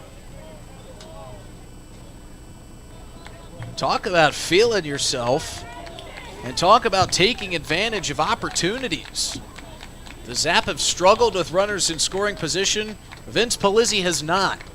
Here's the 0-2 to Ludvigsen. That one ripped the other way. That's going to get down for another Zap base hit. Ludvigsen legging out the single, thought about 2, but a nice job there by Braden Boyle to scurry over to it. Sometimes all it takes is one, man. The floodgate's starting to open here for the Zap. Well, once you get through a lineup one time, you see a pitcher once, and then you get up for the second time, you have kind of an idea of what his rhythm is, what he's going to do, and you so astutely mentioned how that delivery could be throwing off Zap pitchers, but now that they're seeing it the second time around, starting to get a good feel for it. That's the 6th Zap hit of this ball game. They've scored 6 runs on those 6 hits. And now Aiden Johnson will watch ball 1, bounce up there. Quinn Ludvigsen hustling his way to second, and Easton Mitchell is a little bit shaken up after blocking that pitch that was in the dirt. It took a pretty high hop up, and it looked like it caught him in the left shoulder area. And gosh, you just hate to see this for Plainsmen. They already lost Brody Boyle in center field to an apparent wrist injury, and now their star catcher Easton Mitchell is down writhing in pain out in front of home plate. This is the last thing that Plainsmen needs. They're already short on numbers just due to a shrunken roster and a very young and new team. And now this is the second scary-looking injury we've seen. Easton Mitchell, a tough kid, going to try to walk this one off. But this inning just continues to get more and more unfortunate here for Plainsmen. I think it might have run up and skipped into around that neck area and really hit him up there. He's kind of grabbing at it afterwards, but hate to see a guy go down with an injury. They're going to bring him out a nice glass of water here. Nothing a cup of water maybe can't fix, and you know that could be the point. Maybe it caught him in that throat area and just needs to clear out the pipes a little bit. I don't see another player in that Plainsman dugout throwing on any catcher's gear, and I'm not really quite sure if they've got another set of gear as their bullpen catcher is down there, just not even in gear. No gear on, just a glove. So great to see Easton Mitchell put the mask back on and squat back down behind the plate. I'll tell you, in a short number team like this, you've got to be tough. Count is 1-0 here to Aiden Johnson. He's got a runner on second base and only one out. That one taken high for ball 2. And it really breaks your heart to see injuries at any level, but here at the summer ball level, and these are guys that are just trying to improve for their college season. I mean, one injury could kind of derail your next year. And these guys just playing in this summer league because they love the game and want to stay sharp. Great breaking ball there from Barraza, just catches a piece of the zone.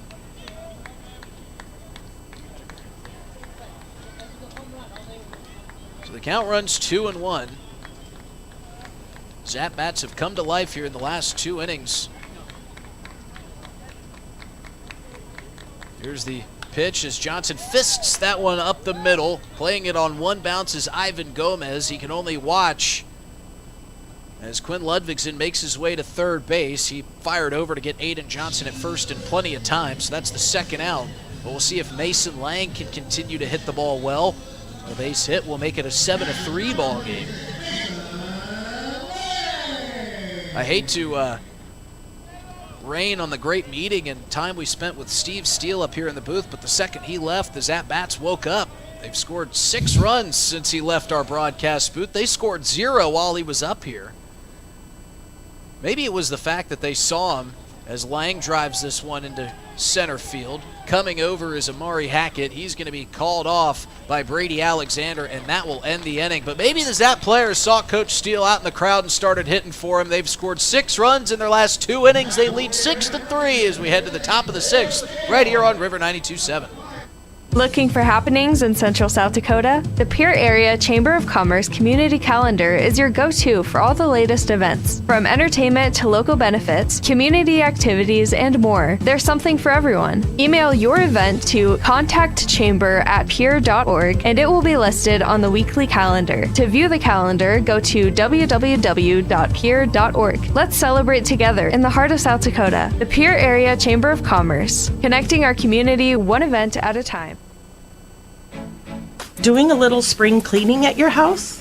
I'm Val Keller, City of Pierre Solid Waste Manager, letting you know the City Supply Swap program can help. We'll recycle cleaning supplies, paint, and other household chemicals you don't want anymore. Plus, you're free to take any products other people dropped off for recycling. The swap program helps our customers and keeps things out of our landfill. Supplies we accept include stains and sealers, pesticides, pool chemicals, typical cleaning agents, as well as oil-based paint, latex paint, and spray paint. For additional information, call 605-773-7434. Again, that's 773-7434 for more information about recycling your household supplies and paint. Let the City of Pierre help you get your home and garage cleared out and cleaned up for the summer months. This public service message is brought to you by the radio stations of the DRG Media Group in Pierre. What an inning by the Zap Bats. Another Vince Polizzi grand slam gives the Zap the 6-3 lead. They scored 2 in the bottom of the 4th and 4 in the bottom of the 5th. As we welcome you back into the broadcast booth at Hyde Stadium, Justin Coward alongside Dylan Beach and Eli Lewis, and a fan favorite and game and contestant, John from the Pierre Wildcats Special Olympics team down there. competing in the bucket toss as Josh Porter back out on the mound. There's big things coming Thursday night for these Pier Wildcats. It's Wildcat night, as there will be baseball bingo. They're going to have a dunk tank, Wildcats merch, so you can grab some gear, show your support, and they will have Wildcat athletes out on the field. I think John might be throwing out the first pitch on Thursday night. I might have to get myself some Wildcat merch to rep the cause on Thursday night. As Porter comes back out, 75th pitch of his day is barreled. Johnson giving chase, can't get it in the glove, so a leadoff single. It's kind of driven back the other way, maybe a bit high off the bat, wasn't really ripped too far, but Johnson just stepped behind it. And folks, if you make it out to any Zap game, if you're just going to come to one all season long, Thursday night is the one you have got to get to. Pier Wildcats, such an important organization here in central South Dakota, as they take care of all of our special needs athletes. As Porter, that one runs inside for ball one.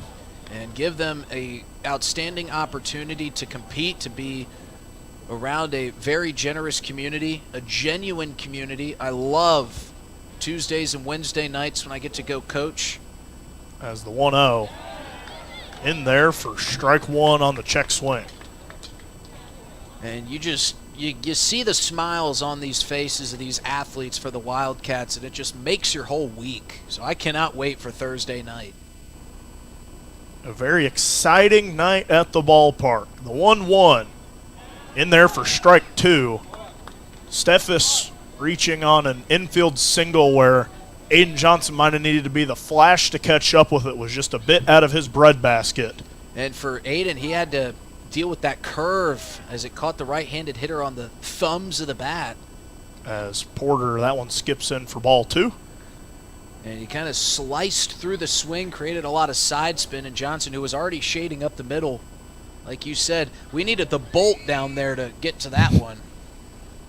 As I've had a couple players volunteer to be the bolt. Cole Ottersberg said he wanted to be it one night. The 2-2, that one hit to Frazier, flips to Johnson, over to Palizzi in time. Double play there for the Zap. And this middle infield is really hitting their stride, and with a new guy at second base, still continuing that great chemistry and turning these double plays. We haven't seen Aiden Johnson not turn a double play there at second. He just does it so seamlessly. And, you know, if you just showed up to the ballpark and watched him play, you'd think he'd been playing second base his entire career. And typically he's the one over at third starting those, as that one runs inside for ball one, but has made a couple of appearances at second base, and the way he's been playing it, might be playing it a whole lot more the rest of the year. As the 1-0 from Porter in there for strike one. Well, he makes Jamie Habiger's job really tough, because he comes out and he pitches a gem like we saw him start yesterday, and then you plug him in at second.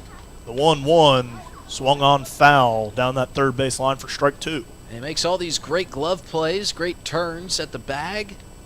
Then he goes over to the hot corner and deals with that position so well. Yeah. And also, with him being able to play second now, kind of frees up a spot between Farwell and Lang, as the 1-2 skied high. Three Zap players giving chase. Porter lays out, unable to bring in it for the out. Porter trying to make some acrobatic grab there.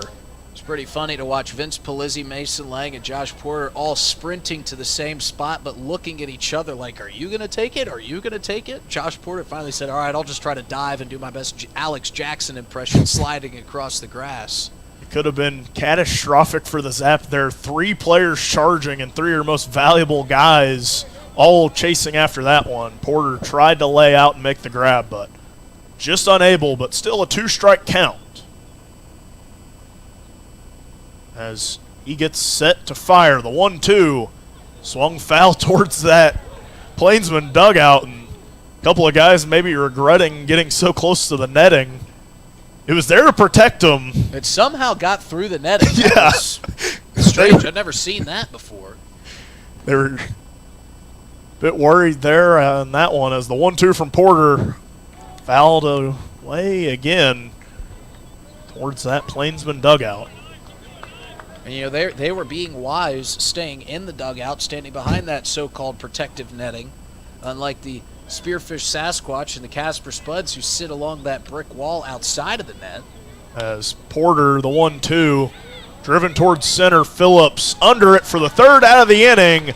Josh Porter settling in nicely here. 6 innings of work for him, and he's got a 6-3 lead for the Zap heading to the bottom of the 6th.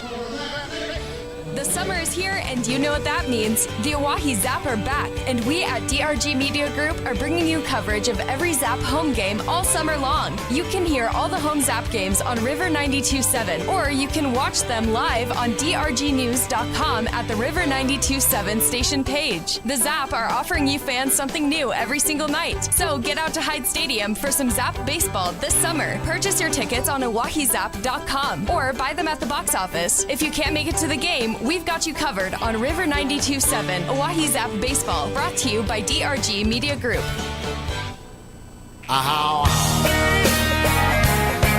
Back here at Hyde Stadium, I believe a new inning game being debuted here. I think this is the water balloon toss. This might have been a nicer one for one of those 100-degree days, as it's a bit chillier out today. I'm not going to call it cold by any means. I might get some You're going to get grief. some flack. I was about to say I'm going to get some flack for calling 80 degrees cold, as we have already got a winner, and that was not a great display from just about anyone there in that water balloon toss. They all broke within 1 or 2 tosses. Well, I mentioned that it was a nice chilly morning when it was about 60 degrees out the other day, and got a text from one of my great golf friends and one of the heads of the Oahe Home Builders Association, Barry Mertes, saying, "I'm laughing out loud, you calling 60 degrees chilly." But, that's the way I feel when I go to the golf course and it's 80 degrees out and I hear people talk about how hot and sticky it is out. So go down to Georgia in the middle of August, you'll get an idea of what hot and sticky is. About to say you could get some of that in Indiana in August too. For being as hot as it was the other day, I don't want to say it because I feel like I might be making enemies talking about the South Dakota weather like this, but I really did not think it was all that hot out that day. That was probably one of the hotter. It was a thin heat. Hotter temperature recording, but a lot of heat that I'm used to kind of wears it like a second jacket on top of you, and kind of didn't really get that at the ballpark the other day, as it was a 105-degree day, and even hotter feels like, and it wasn't the worst day. As new pitcher on the mound for the Plainsmen, Sidewinder, as he delivers for ball 1 there.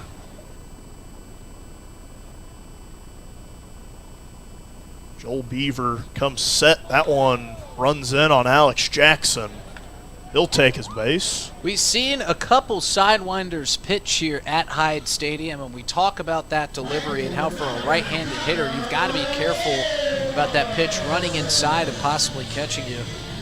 Well, we saw that in the second pitch of Beaver's outing. That one ran all the way in, catching Jackson. So Zap have a leadoff runner, 1 away, as Connor Goldberg steps to the plate. Watches ball 1 in there, as Beaver trying to settle in here a bit after issuing the first runner of his day via the hit, as he checks on Jackson back in time. Jackson has been an outstanding glove here lately for the Zap, and his bat has really started to wake up too. Ask any of these players, he's one of the hardest workers on this team. As the 1-0 to Goldberg, Jackson runs in there in time on the wild throw. You saw Mitchell have a very nice throwing effort to get Phillips earlier for his first time being caught. And good to see Easton Mitchell back after taking that one off the shoulder. You got to be tough to wear a bouncing ball like that. Yeah, and he's no wimpy kid. I mean, he was going to stay in this ball game all the way and has got a great arm on him as Goldberg drills that one foul. As One lucky kid might go track that one down, turn it in for a slushy. As Goldberg ahead in the count, runner on second, nobody away. The 2-1 here from Beaver. Inside for ball 3. And quite the difference in not only delivery from Manny Barraza to Beaver, but also the speed. A little bit less velocity on that fastball, coming from a totally different angle. Might see the Zap take a little bit to get adjusted. Jackson heads for third as Goldberg fouls that one sky high over the third base line. That was one of the hardest hit foul balls we've seen here at this ballpark. That one. He crushed that ball. Yeah, he was early on that one. If he'd have been just a bit behind, that one would have certainly been a homer. I mean, that one had some distance on it, was just clobbered foul. As Alex Jackson at second, the payoff pitch to Goldberg. Driven on the line, the only issue, it was right to the left fielder. Goldberg goes down for the first out of the inning. And maybe a bit of an unfortunate result, but a good swing from Goldberg. Well, he timed that one up a lot better. You know, he just charged that one foul into the river, back over that left field foul fence. And he waited on that. We've seen that so many times here for this Zap offense. Them just hitting the ball really hard, but right to a defender. As Phillips comes to the plate, runner on second. That one misses outside for ball 1. Saw Phillips lay down that great bunt earlier in the game. Just snuck onto that foul line all the way. Was trying to roll foul the entire time, but just wouldn't go as Beaver, the 1-0. That one driven from Phillips. That one heading towards the gap. Left fielder settles under it. Jackson tags for third, and he slides in time. 2 away, a runner on third, but Phillips, he really laid down an impressive bunt. And the catcher, Mitchell, tried to get down on his chest, blow it foul, and then was really trying to proselytize these refs, make them change their mind on if that was a legal play, but they stood their ground and said, you're not allowed to do that. But definitely one of the most memorable plays at this ballpark this season, where we've seen a lot of unusual occurrences. As Gavin Frazier in there watches ball 1.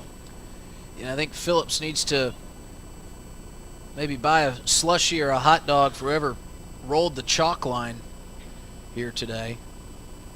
As Frazier, that one in there for strike 1. It does kind of have a has a little bit slight of a bend curve, to it. a slight bend. We should remind the folks at home that the fielding crew is also the Oahe Zap baseball team.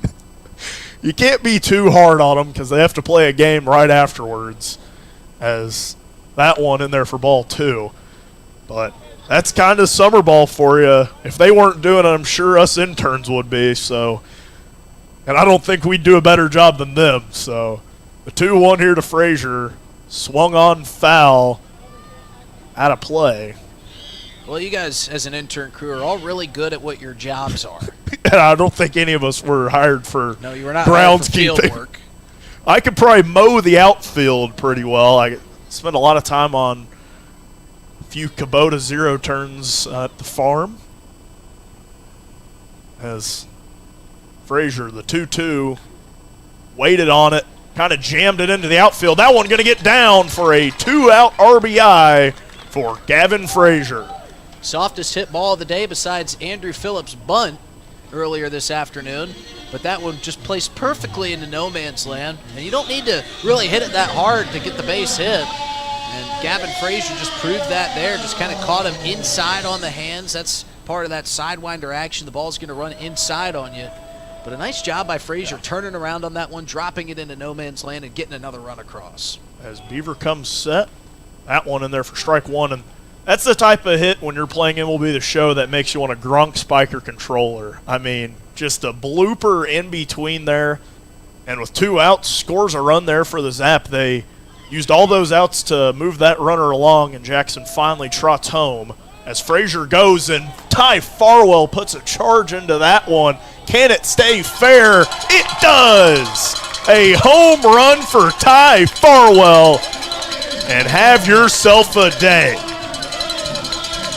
I don't know what has gotten into the baseball bat of Ty Farwell, but he just cannot miss. I mean, he simply cannot miss. I really cannot remember the last time he came up to the plate and got retired. What a shot. The second homer of the day for the Zap. These kids are having fun, man. It's good to see the Zap finally having a little bit of fun here at the ballpark, getting the fans on their feet. Seen a lot of smiles in this Zap dugout, and it's always more fun when you're winning, which they have started a little bit of a win streak. It sits at 2. Really start to call it a streak when it gets to 3. But this team is really gaining momentum, and these bats really coming alive as of late. And if you're Beaver, you don't want to leave one over to the plate to this guy, in Vince Polizzi. 1-0 to Polizzi, driven towards the gap. Center fielder settles under it, makes the play for the third out of the inning. But a 2-run shot caps off a 3-run inning for the Zap. And we'll be right back here for the top of the 7th. Zap lead 9-3. Hey, it's your phone talking. Yeah, your phone. You know, that thing you're constantly picking up and poking around. Listen, when you're behind the wheel, would you please give me a break? You'll have plenty of time for your TikToks and, I don't know, texting your friends after you put it in park. Distracted driving, friend. No joke. One quick text or social media feed can cause a crash. And hey, I don't want any part of that. You got someplace to be. And trust me, I'll enjoy the downtime. Brought to you by the South Dakota Office of Highway Safety and its station. Dunes Golf is celebrating their 30th anniversary this summer. They look forward to seeing old friends and new acquaintances on the driving range and on the course throughout the summer. Play 9 or 18 holes, pay by the round, save with a punch card, or become a member for unlimited play. Dunes Golf is a great location for group outings or a summer play day. Call 605-223-2525 or see golfdunes.com, just 1 mile north of Fort Pierre on Highway 1806. Dunes Golf. Thinking of travel, Pierre Regional Airport offers nonstop flights from Pierre to Denver. From there, you can fly anywhere. Book to your destination and check bags through on United, Delta, or American Airlines. 1-hour flights on 50-passenger jets to Denver, then connecting to your destination. Save travel time and money, avoid the crowds, and free parking when you fly from Pierre Regional Airport. Skip the drive. Fly from Pierre Regional Airport. Looking for happenings in Central South Dakota? The Pierre Area Chamber of Commerce Community Calendar is your go-to for all the latest. Let's celebrate together in the heart of South Dakota. The Pierre Area Chamber of Commerce, connecting our community one event at a time. 9-3 lead for the Zap. They have scored all 9 in their last 3 innings of work. They are rolling along here against the Plainsmen as we head to the top of the 7th inning. Been a good day for the Zap as our fan numbers continue to grow on the YouTube and here at Hyde Stadium. Slowly but surely, more and more fans making their way to the ballpark. That's what happens when you start winning games. The Zap have been doing a lot of that lately. They look to continue that little win streak they've got going here, and they are sitting in a good position as we've just passed the 8 o'clock hour here in Central South Dakota. And Wyatt Gladue, friend of the program, steps onto the mound and fires a first pitch outside for ball 1. Yeah, I really enjoyed having Wyatt up on the broadcast the other day. He was certainly a fun one to have. Big swing and a miss as Braden Boyle evens the count up at 1-1 with that hack. And a very refreshing 4-5-6 and for the Zap today when those innings have kind of been the ones treating you bad. And sure have. Gladue paints the bottom half of the zone for strike 2. And something that definitely helped them, the stability of Josh Porter kind of settling back in and then going scoreless in the 5th and 6th, and then maybe just seeing that run support and really throwing some of his more dangerous stuff. Also feels like early in the season as the 1-2 from Gladue just misses outside for ball 2. You know, it felt like earlier on in the season the Zap would get behind in the middle of these games and just feel like, oh well, it's over. But now they're starting to feel like these games are longer. They are 9-inning games, and some of these guys might be used to playing 7-inning games as Wyatt Gladue pulls the string and gets a swing and a miss from Braden Boyle for the first out of the inning. Couple of defensive subs for the Zap. Ty Farwell's day will be complete as he gets pulled and Trey Runge heads to third. I think that's the first time we haven't seen him at second base this year. Yeah. And then Caden Bazanski comes the home run leader of the year. Ended up to be a loss until yesterday. With Vince Polizzi's grand slam, Zap would go on to win 13-3 as this one's lifted high towards the foul territory over in the Zap bullpen designated area. And Easton Mitchell behind 1 and 2. And it looks like the Zap might be in line to get their second straight win when homering. They've gotten 2 today. That one by Ty Farwell there in the bottom of the 6th. And Vince Polizzi's second grand slam in as many days in the bottom of the 5th. And I correct myself, he joins a 4-way tie for second place as Vince Polizzi got his third of the year. Crazy that he already has 2 grand slams. I'm not sure many have hit a grand slam in their career, let alone 2 in 2 days. Here's the 1-2. That one punched foul down the right field line. Easton Mitchell doing a nice job staying alive. Easton Mitchell's just a tough kid. He's a really good catcher behind the plate. Blocks pitches well. We saw him get tagged a little bit earlier. He also hits without batting gloves. Those are the scariest guys. Not afraid of anything.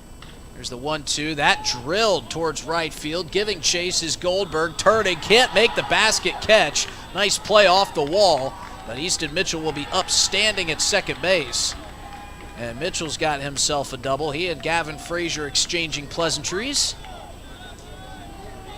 And a good celebration there from Easton Mitchell. A couple different celebrations from Easton Mitchell as he celebrates the double with his teammates in the dugout. That'll break up Jax Bootigan. As had a quick chat there with White Gladue as Mason Lang trying to settle him back in. It's been some pretty impressive outings as of late for White Gladue. Had his parents in town and trying to keep this good season rolling for him.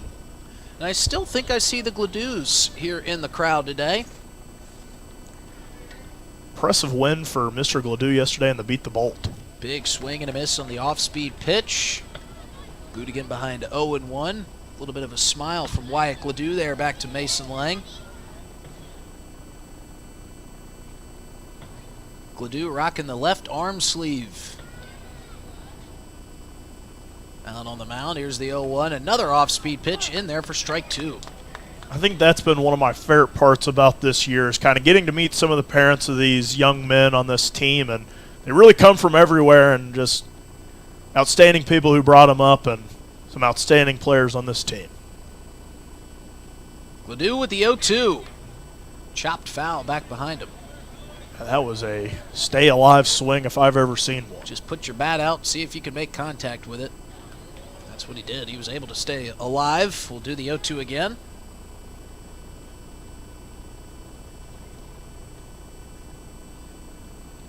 Gladue rocking a bit. Here's the 0-2 pitch.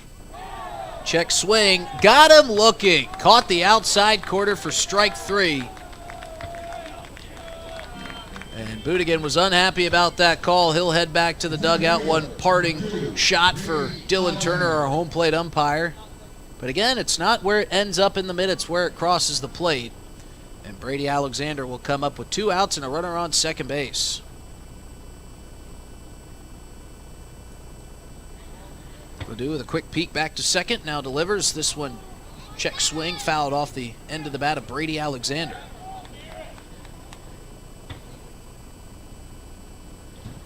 Tell you what, if anybody gets their steps in, it's Naruto Saito chasing down these foul balls that go into the netting behind home plate. He is back and forth, always on the move. Here's the 0-1. That one grounded softly towards Trey Runge at third. Hopping throw across the diamond, can't make the play. Ball gets away from Polizzi, firing home, trying to get Easton Mitchell, but not in time. And Mason Lang tapping himself on the helmet saying, my bad. That was a tough play for everybody to make as Trey Runge charged. Had to hop up into the air off of 1 foot and throw that off balance across to Vince Polizzi. A nice block in the dirt by Polizzi. Ball scooted away from him momentarily. Easton Mitchell with heads up base running. Saw it get away from Polizzi. Scampered home. And Mason Lang wasn't there to cover. Mason shouldn't beat himself up too bad, though, on that play. Looks like Easton Mitchell was going to get there regardless. So the score is still 9-4 in favor of the Zap. Yeah, with Trey Runge primarily playing second base, a completely different throw there, and really heads-up base running with 2 outs was going to be running around and just kept on chugging. Here's the 0-1 from Gladue. That in there for strike 2. To Dean Samuel, the Plainsman leadoff hitter. And he is today's beer batter. We've seen a couple beer batters go down in this homestand. Let's see if we can get one more. The 0-2 from Gladue is chopped and lifted foul.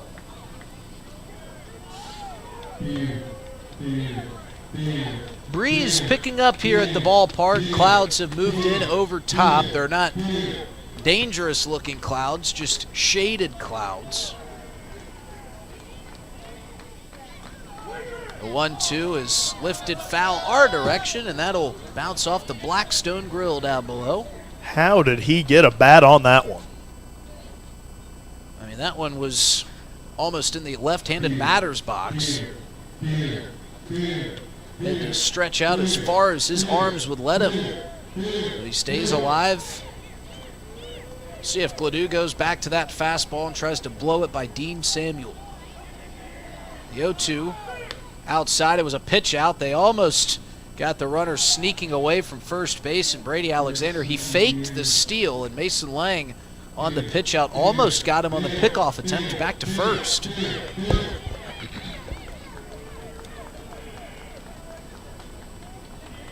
Gladue comes set again.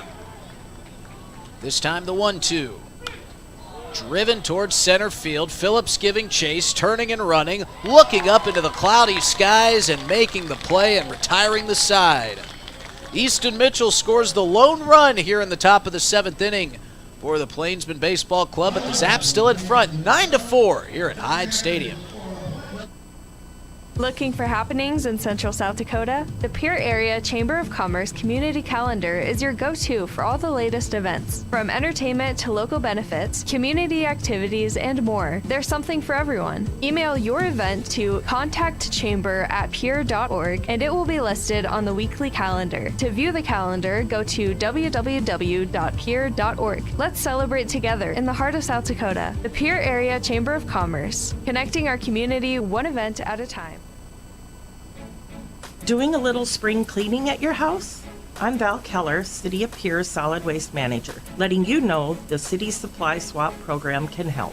We'll recycle cleaning supplies, paint, and other household chemicals you don't want anymore. Plus, you're free to take any products other people dropped off for recycling. The swap program helps our customers and keeps things out of our landfill. Supplies we accept include stains and sealers, pesticides, pool chemicals, typical cleaning agents, as well as oil-based paint, latex paint, and spray paint. For additional information, call 605-773-7434. Again, that's 773-7434 for more information about recycling your household supplies and paint. Let the City of Pierre help you get your home and garage cleared out and cleaned up for the summer months.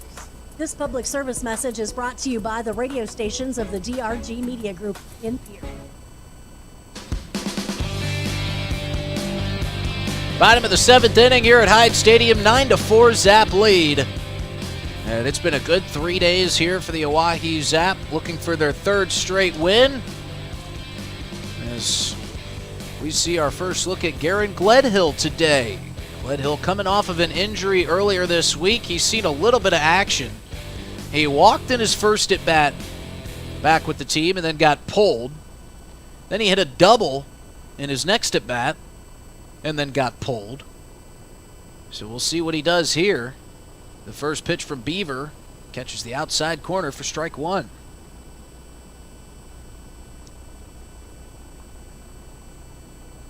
Good to see Garen Gledhill back in the lineup for the Oahe Zap. Second pitch is in there for strike 2. Joel Beaver quickly back to work, firing 2 strikes to Garen Gledhill, who hasn't lifted the bat off his left shoulder yet. Now he's got to defend the plate. The 0-2, high for ball 1. We've seen a couple sidewinders thus far this season. Joel Beaver, maybe the most eccentric of those. He really kind of leans over and bends at the waist and then really dips down and delivers that sidearm pitch as that one misses outside. And he kind of throws it so hard it takes him so far off the mound, too. Really takes a few steps off to his right. Here's the 2-2. Glenn Hill with a foul ball back into the netting. We've seen some Zap and even opposing hitters really hit some balls right back at the pitcher that snag right into the glove that otherwise would have went up the middle. That is probably not as big of an issue of Beavers. The 2-2, outside ball 3, and Garen Glenhill has worked this count full.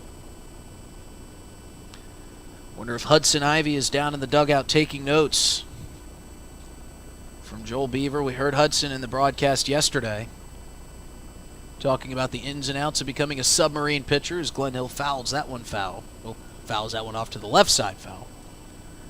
And that was kind of a fascinating topic. I mean, only been doing it for a year. I mean, I was really expecting him to have been doing that longer. I've been meaning to talk to him about that, but...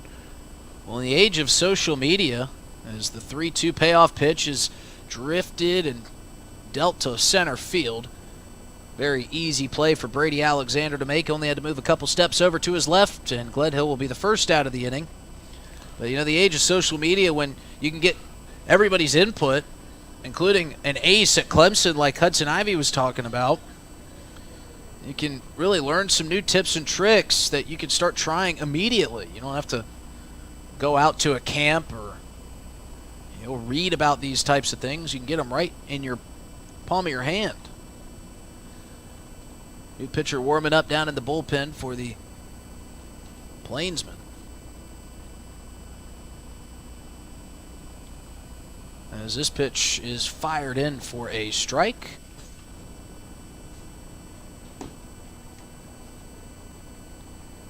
Caden Bazanski, who came in at second, now batting for the Zap. 0-1, misses high and away for ball 1. That means Ludvigson's day is done as well at DH. Aaron Gledhill came in for him just now. That's one of the opportunities you're afforded when you build a big lead like this. As that one falls in for strike 2. Good looping off-speed pitch there from Beavers. Zap believe in a lot of half games, too. Give as many of your guys a chance to get going. Well, that's what this is all about. Here's the 1-2. That one lifted the other way. That's going to get down for a base hit. So Caden Bazanski waits on that pitch perfectly. He fell behind in the count, but he comes back and delivers a base hit for the Zap, and that'll bring up Mason Lang. Some of these Zap bats finally starting to wake up a little bit. Caden Bazanski has had maybe a bit of a tough go at it here lately, but a nice swing for him there. Well, they always say hitting is contagious, and that has surely been the case here for the Zap. Here's the first pitch to Mason Lang, up and away for ball 1.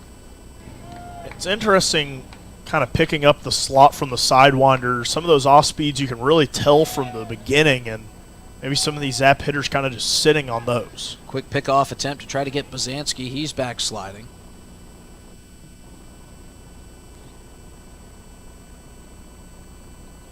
Zap will have 2 more with the Plainsmen, then an off day Friday. Runner going, no swing from Mason Lang. Throw down to second is close, but not in time. A beautiful pick there from Asher Friedman at the shortstop position. He was pleading with Corey Baker, thought he got the tag down in time. I don't know what happened there. Speedy runner and Caden Bazanski. I think it was the hop that sent that ball a little bit high for Friedman. He had to travel a long way down to try to get the tag on Caden Bazanski. I don't know if he thought Lang fouled it off, but he stopped running halfway through. Big swing and a miss from Mason Lang will make it 1-2. Kind of slowed down halfway to second base, and I'm not sure if he thought it was a foul tip or something, but Lang hadn't offered at it, and he was just about caught stealing. Luckily for the Zap, he was not. 1 out, runner on second base. Lang lets that one travel outside. Count runs 2-2. And the Zap, if they could get a couple base runners here and bring a couple more runs around, they could find themselves with another short game and back-to-back run rules. This one's chopped up the middle and through the second baseman. Rounding third, heading for home is Caden Bazanski, and the Zap are back in front by 6. Good piece of hitting there from Mason Lang.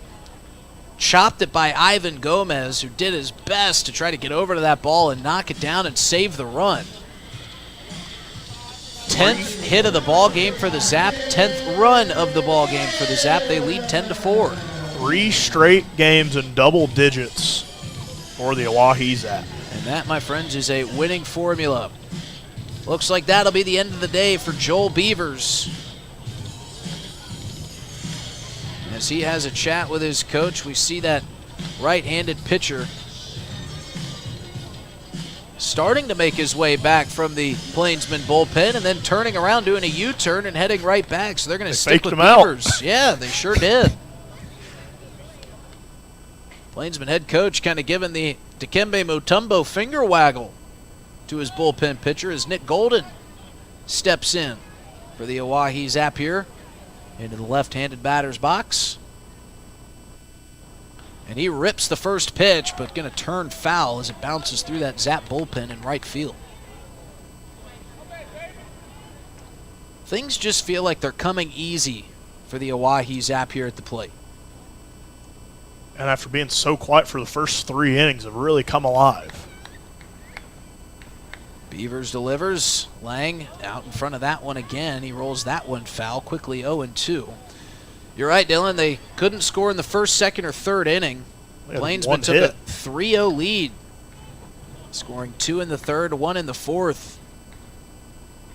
But again, maybe that little shock of inspiration as a big swing and a miss from Golden. He goes down on 3 straight pitches, so a good comeback at bat for Joel Beavers. But we were talking about how big that win against the Casper Spuds was yesterday, how big those 2 wins against the Casper Spuds was to close out that series for the Zap. Maybe they kind of sleptwalk into today's game, but they came alive in the 4th. They scored 2 in the 4th, the grand slam from Polizzi in the 5th. We had a Ty Farwell 3-run home run in the 6th, and they've scored 1 here. 2-run home run, rather, from Ty Farwell in the 6th. They did score 3 in the 6th, and they've got 1 across here in the bottom of the 7th, looking to add more. Big swing and a miss for strike 1.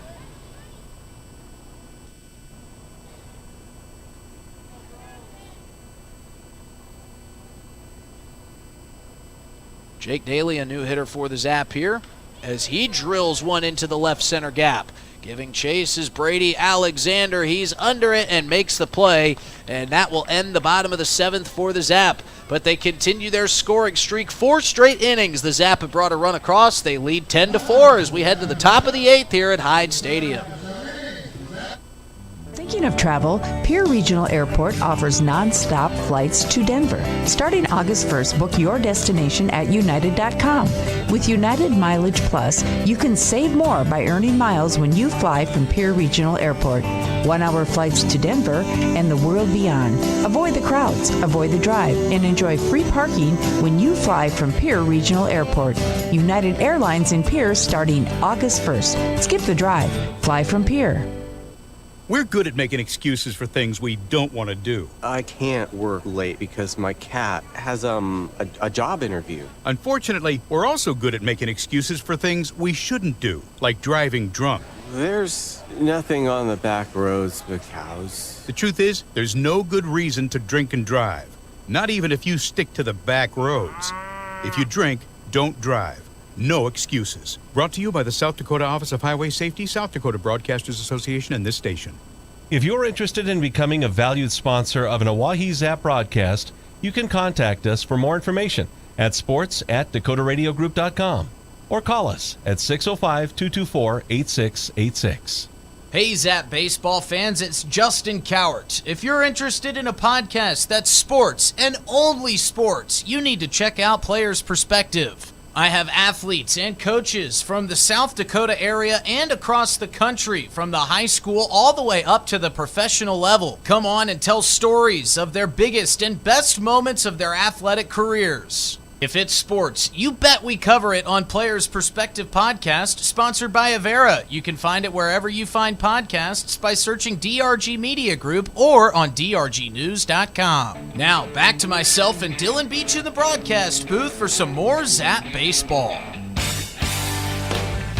Zap lead 10-4 here in the 8th as Gladue misses for ball 1. Another very special guest here on Players Perspective this week. Who do we got in store, Justin? We got one of the top cowgirls in the state of South Dakota and really in the country. It's Gladue in there for strike 1. Ryan Shepik, she'll be coming by tomorrow for her interview. She's been on before. She is very fun to talk to, but even more fun to watch at the rodeo. That girl is impressive. As the 1-1 from Gladue fouled off for strike 2. I'm going to have to make my way out to at least one rodeo event before I head back to Indiana. Not exactly the biggest thing where I'm come from, but still got a couple of rodeos around. There's still some you can make it to. They are just as fun of an event as you can get to. Runner, the batter, goes down looking. Gladue working quickly here in relief. Good for Wyatt Gladue. Really good sequence of pitches right there. And again, we're seeing really good outings from these arms from the Zap. And Gladue coming set here again. Strike 1, getting a lot of pitching time this week, maybe going again sooner than he would typically with his family still in attendance. His brother is the bat boy today. I have to say, probably the oldest bat boy we'll have this season, as that one is drilled towards right. Daly settling under it, makes the play for out number 2 of the inning. Well, going back to that point, we saw just an awesome outing from Josh Porter, who got in a little bit of trouble early, but went deeper than I think you and I were both surprised by. Thought he might come out around that 4th inning, but he made it deep, and now Wyatt Gladue with some really good carryover pitching here, and we might be able to see a 3-arm performance yet again like we saw last night. That was one of the longest pitching performances we've seen out of a starter all year, getting 6 full innings of work for Porter. It was very impressive as Gladue gets the chopper to Runge, fires across the diamond in time for the 3rd out of the inning. Well, that one was fast. We'll be right back here in the bottom of the 8th. Zap lead.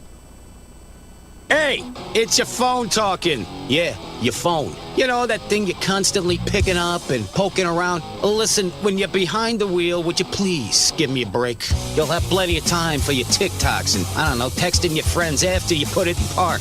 Distracted driving, friend. No joke. One quick text or social media feed can cause a crash. And hey, I don't want any part of that. You got someplace to be. And trust me, I'll enjoy the downtime. Brought to you by the South Dakota Office of Highway Safety and its station. Dunes Golf is celebrating their 30th anniversary this summer. They look forward to seeing old friends and new acquaintances on the driving range and on the course throughout the summer. Play 9 or 18 holes, pay by the round, save with a punch card, or become a member for unlimited play. Dunes Golf is a great location for group outings or a summer play day. Call 605-223-2525 or see golfdunes.com. Just 1 mile north of Fort Pierre on Highway 1806. Dunes Golf. Thinking of travel? Pierre Regional Airport offers nonstop flights from Pierre to Denver. From there, you can fly anywhere. Book to your destination and check bags through on United, Delta, or American Airlines. 1-hour flights on 50-passenger jets to Denver, then connecting to your destination. Save travel time and money, avoid the crowds, and free parking when you fly from Pierre Regional Airport. Skip the drive. Fly from Pierre Regional Airport. Looking for happenings? Back here for the bottom of the 8th, a new pitcher on the mound for the Plainsmen. It's Brecken Mason coming in a 6-run ball game. The Zap lead 10-4. Just joining us, I'm Dylan Beach. Joined alongside me, my partner in crime, Justin Cowart, and our producer extraordinaire, Eli Lewis. It's been another fun day at the ballpark for the Zap. They only had 1 hit going into the 4th, but have scored in every inning since for a 3rd straight game of double-digit runs. And that is, Katie Acosta, the brilliant analytics extraordinaire down there. We got a producer, director extraordinaire up here in the booth. We got Katie Acosta down in the dugout. She talks about the race to 7. Usually when the team to get to 7 runs first usually ends up winning. That's been the winning formula for the Zap these past 3 games. We'll see if that continues true here today. As Andrew Phillips to the plate, giving Emiliano Curiel a much-needed day of rest today, is a lively fastball in there for strike 1. Phillips, a guy with a lot of potential in this lineup to really break out this season. The Zap coaching staff have so much faith in him as he chops that one up the middle for a leadoff single. Zap have really been dialed in on the middle part of that infield, just sending these pitches right back where they came from. It's a good equation if it doesn't go right into the glove of the pitcher like we've seen so much this year. We saw Brady Glenn have a spectacular catch the other day on the mound. As Phillips, nobody away on first, Frazier in the box, watches strike 1. And I'm just doing the math here. With Frazier at the plate, as he fouls that one off for strike 2. Looks like we'll have a new hitter for Ty Farwell. Trey Runge. If both Gavin and Runge could reach with walks or some base hits that keeps everybody on the base paths. 0-2, Phillips tried to steal, comes back in time. Mitchell threw up the line trying to get the runner. Phillips able to get back in time. And that could possibly load the bases for Vince Polizzi, who's had 2 grand slams in his last 2 days. As Frazier watches that one outside for ball 2. And that would also send us home with another run rule. I mean, obviously, a lot has to happen to get to that point, but you know what? Crazier things have happened. I mean, we've had back-to-back grand slams from Vince Polizzi. 2-2 to Frazier, runs past him, runs into him, and he gets his base. It did both. It ran past him and it ran into him. Just clipped a little. I think I must have just clipped that belt loop on his backside there. Because Andrew Phillips was going to advance regardless of how fast he is. And Frazier going to trot on over there, and Trey Runge, a walker, maybe a station-to-station single away from setting up a bases-loaded opportunity for Vince Polizzi. Nobody away, runners on first and second for the Zap. Runge watches that one in for ball 1. You know Vince Polizzi is thinking about it in the on-deck circle. He has to be after the last couple of days he's had. The 1-0 here to Runge. Misses inside, kind of avoiding that one from hitting him and loading the bases as he's heading the count 2-0. Runge really put a couple of impressive swings out yesterday. Was only rewarded with 1 base hit, but it was because Elijah Reeves stole one from him as the 2-0 to him. Runs high and inside for ball 3. Just 1 pitch away from... We're not the only ones thinking about it. Neither is Vince Polizzi. I think the whole dugout is probably doing the math right now and seeing what's taking place. As the 3-0 in there for strike 1. Runge tried to sell it, but the issue is he sold it as he is making the strike call. That one looked pretty good from up here. That was a perfectly placed pitch there. 3-1 here to Runge. That one certainly missed. Ball 4, Runge takes his base, and Polizzi comes back up. Bases loaded, and a chance to send everybody home. Maybe it's like that exponential growth we were talking about. 1 grand slam, then 2 grand slams. I don't know how he could top it with 4 the next day, but... Well, you know, it's one of those things. As a kid, you dream of having bases loaded with a chance to walk it off. As the first offering misses high. But usually you're trailing by 3 runs in that scenario, not winning by 6 with a chance to run rule. But, hey, we'll take it either way that Vince Polizzi can give it to us. The 1-0 here to Vince Polizzi. That one down the plate, but fouls it off. I was just about to say, I feel like you can't pitch to Polizzi here. The grand slam, but another grand slam potentially on the board. The Zap have scored in their last 4 innings. They want to keep that streak going here. 1-1 here to Polizzi. That one fouled off that right field side again. Still just getting some good power on some of these balls he's just a little late on. He could really center one up or be just a fraction of a second sooner, might be able to put one over that right field wall. Swings and goes down for the first out of the inning. So Polizzi's fairy tale day couldn't come true like we wanted. But a chance for a different batter to maybe have his grand slam here. Aaron Gledhill to the plate, getting another at-bat in the DH today. We've seen him so much coming in as a pinch hitter for the second baseman and then being instantly pulled as soon as he trots to first or whenever he legged out that double. As bases loaded, one away, he watches that one low and inside for ball one. Well, Brecken Mason, the pitcher here for the Plainsmen, with a beautiful sequence to Vince Polizzi, the hottest hitter in the ballpark, maybe besides Ty Farwell, but got him a couple off speed and then came back with the fastball. 1-1 driven from Gledhill to center field. Camps under it, makes the play. The runner tags and scores. Zap score their 11th of the ball game. Home run could still send us home. Well, I think the biggest thing was they kept the run streak going.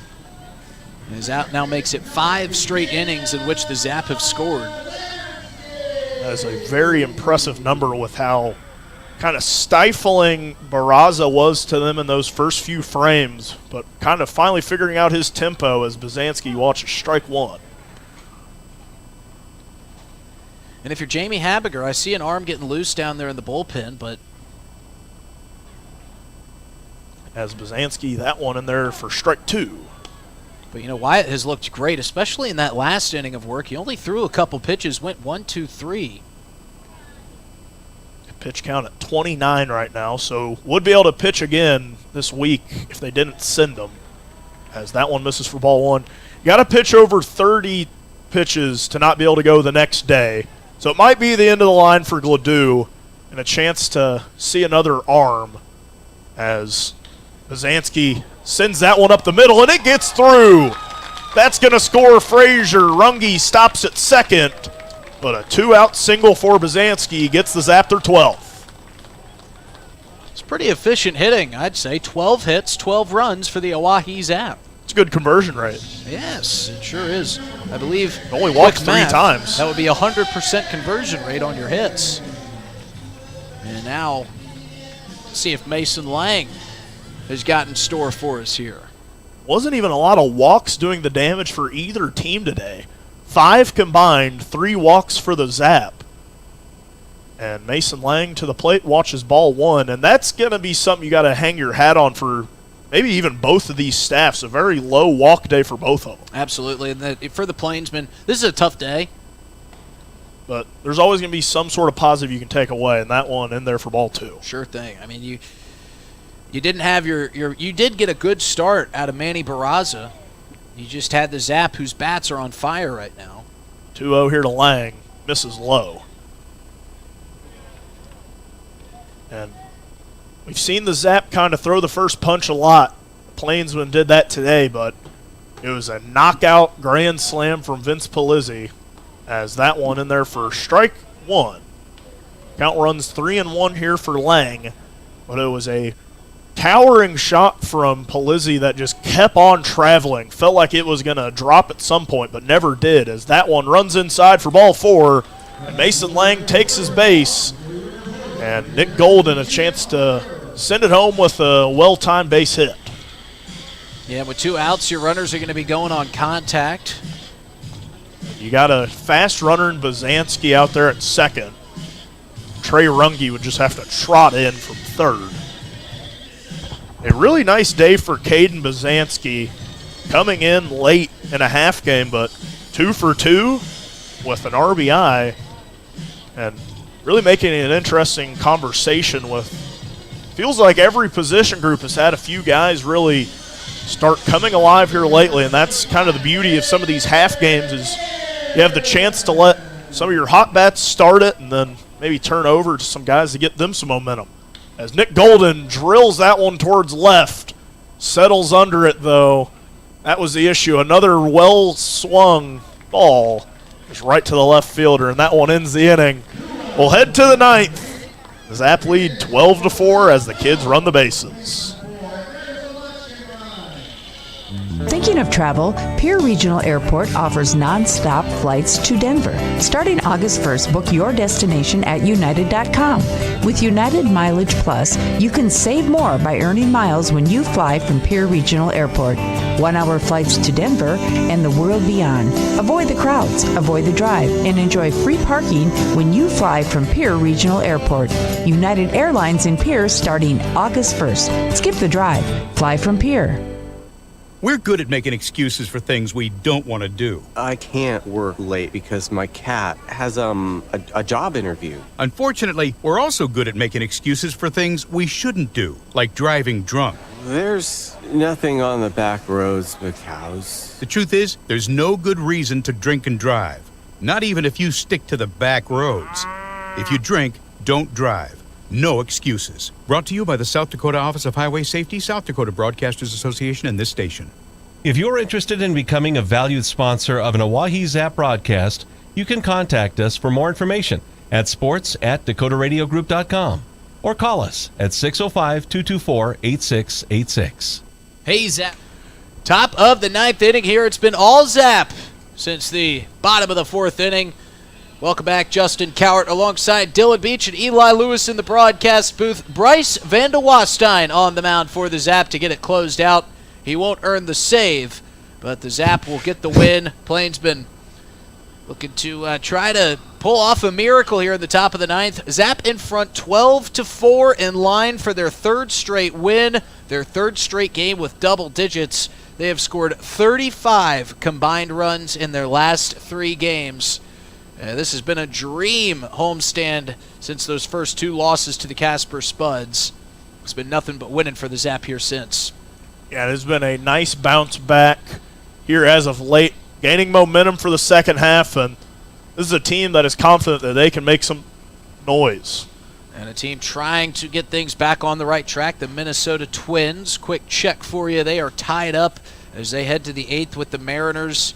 5-5. Twins have lost 10 of their last 11 games and have fallen all the way to 4th in the AL Central, 11.5 games out of first place. But back to Hyde Stadium, and Bryce Vandewastein trying to go 1-2-3 and send the Zap fans home happy, and he'll start with a base hit into left field by Ivan Gomez. So a good start for the Plainsmen here in the top of the ninth. That's their 7th hit of the ball game. Maybe you can go 1-2-3-4, maybe even the unconventional 1-2-3 with the double play that we saw Porter get earlier. We saw that today, as we will see Braden Boyle step into the left-handed batter's box. Looks like Braden's got some pine tar on the back of his helmet. You sometimes see it on the front of the helmet where guys can just kind of casually lift their hand up as Vandewastein delivers a fastball in there for strike 1. But for Boyle, maybe he likes to go to the back of the helmet. There's a big brown patch on the back of his black lid. As this one swung on and missed. Great off-speed pitch for Bryce Vandewastein, keeping Boyle guessing, and it's quickly 0-2.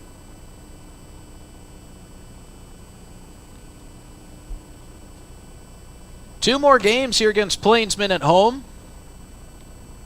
Tomorrow night and Thursday evening, as this one's in the dirt. Good stop by Mason Lang keeps Gomez at first. They really love their farm-themed names out in Nebraska in this league, man.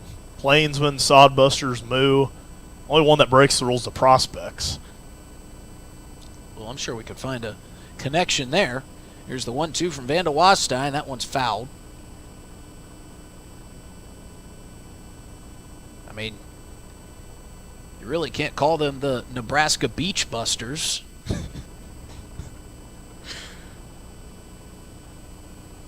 I'd be a little worried if they were, as Dylan Beach up here. What beach are you talking about? It's Vandewastein with the 1-2. Fouled off the end of the bat. Good job by Boyle to stay alive. As he takes a little loop around back behind Dylan Turner, the home plate umpire. I'd be scared if there was a team named the Beach Busters. I'd be worried if they were trying to beat me up after the broadcast. You might have to call in sick when the Beach Busters came to town. We'll do the 1-2 again from Vandewastein to Braden Boyle. Van de Wastein delivers. That one chopped to Polizzi. He's got a chance for two. He fires to second for one. Too slow on the throwback from Gavin Frazier, but they get the lead runner and a heads-up play by Vince Polizzi. Polizzi was close enough to the first base bag. I thought he might try to go tag first. Of course, that would force Gavin Frazier to have to tag out Ivan Gomez, which would be another tall task, but leading 12-4. All you're worried about is just trying to get 3 outs one way or the other, and they get their first here in the top of the ninth. And getting the lead runner still gives you a chance to get the double play on this next batter, too. I'll bring up Easton Mitchell, the Plainsman catcher, as he rips one into right field. Back goes Goldberg, turning, backpedaling, making the catch, and trying to tag his way to second base and getting there safely is Braden Boyle. So credit Braden Boyle, losing by 8 runs in the top of the ninth, staying aggressive and still playing the game it's supposed to be played. The way it's supposed to be played, I should say, as he gets into second base, and that'll bring up Jax Boutigan. And you don't see that every day, a guy tagging from first to second. On a flyout to right field, nonetheless. Really testing the arm there of Daly. Excuse me, that was Jake Daly, not Connor Goldberg. Connor Goldberg's day is done. As Van de Wastein continues to pump, strike one in there. It is off-speed pitch. It is very difficult to pick up with these jerseys. We got a lot of pretty jerseys, but a lot that don't really put emphasis on the numbers on the back. The 0-1, that's lifted into center field, giving chase. Diving play to end the game from Andrew Phillips. Break out the web gems, folks. We've got them all over the place. The Zap with an accentuate victory on the final out of the ball game, win it 12-4 and start this series off with a win. They've now won 3 games in a row, and they are absolutely thriving right now. 3rd straight game in double digits, 12 runs in this one, and they get the win, as I mentioned, 3rd in a row, and that's a happy handshake line and a Gatorade bath coming for somebody. I have to imagine it's Andrew Phillips that's going to get doused with the Gatorade after this cap-off of a win. What a play by Andrew Phillips. He goes full Superman out there in center field, dives and makes the play, and there goes the shower. For the birthday boy. It's of course, the birthday boy, Bryce Van de Wastein, putting a candle on the cake there at the end. Goes 1, 2, 3, 4 in the top of the ninth to secure the victory for the Zap. We'll step away and recap all of it for you. Happy faces all around at Hyde Stadium as the Zap get yet another win, add to their total, and continue the winning streak, making it 3 in a row after the 12-4 victory over Plainsmen baseball. Hey, it's your phone talking. Yeah, your phone. You know, that thing you're constantly picking up and poking around. Listen, when you're behind the wheel, would you please give me a break? You'll have plenty of time for your TikToks and, I don't know, texting your friends after you put it in park. Distracted driving, friend. No joke. One quick text or social media feed can cause a crash. And hey, I don't want any part of that. You got someplace to be. And trust me, I'll enjoy the downtime. Brought to you by the South Dakota Office of Highway Safety and its station. Dunes Golf is celebrating their 30th anniversary this summer. They look forward to seeing old friends and new acquaintances on the driving range and on the course throughout the summer. Play 9 or 18 holes, pay by the round, save with a punch card, or become a member for unlimited play. Dunes Golf is a great location for group outings or a summer play day. Call 605-223-2525 or see golfdunes.com. Just 1 mile north of Fort Pierre on Highway 1806. Dunes Golf. Thinking of travel? Pierre Regional Airport offers nonstop flights from Pierre to Denver. From there, you can fly anywhere.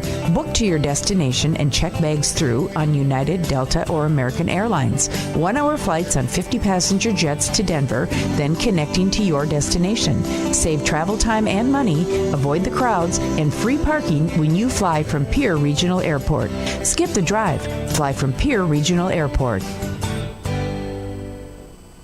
Looking for happenings in Central South Dakota? The Pierre Area Chamber of Commerce Community Calendar is your go-to for all the latest events. From entertainment to local benefits, community activities, and more, there's something for everyone. Email your event to contactchamber@pierre.org and it will be listed on the weekly calendar. To view the calendar, go to www.pierre.org. Let's celebrate together in the heart of South Dakota. The Pierre Area Chamber of Commerce, connecting our community one event at a time. 3 is a streak, and the Zap have done just that. They get their third win in a row, taking down Plainsmen 12-4, the final score. And it didn't look good for the Zap to start, Dylan. They go scoreless through their first 3 innings. Plainsmen took a 3-0 lead with 2 in the third and 1 in the fourth. But the Bats really got going in the bottom of the fourth. They scored 2 runs in the fourth frame, and then a Vince Polizzi grand slam in the bottom of the fifth made it a 6-3 ball game. 3 more in the bottom of the sixth, 2 of which came off the bat of Ty Farwell as he hit another home run. And then 1 in the seventh, 2 more in the eighth, and of course they did not need to bat in the bottom of the ninth. Some autographs being signed down there by the dugout as it's all happy faces here at Hyde Stadium. Another win. I can get used to this, Dylan.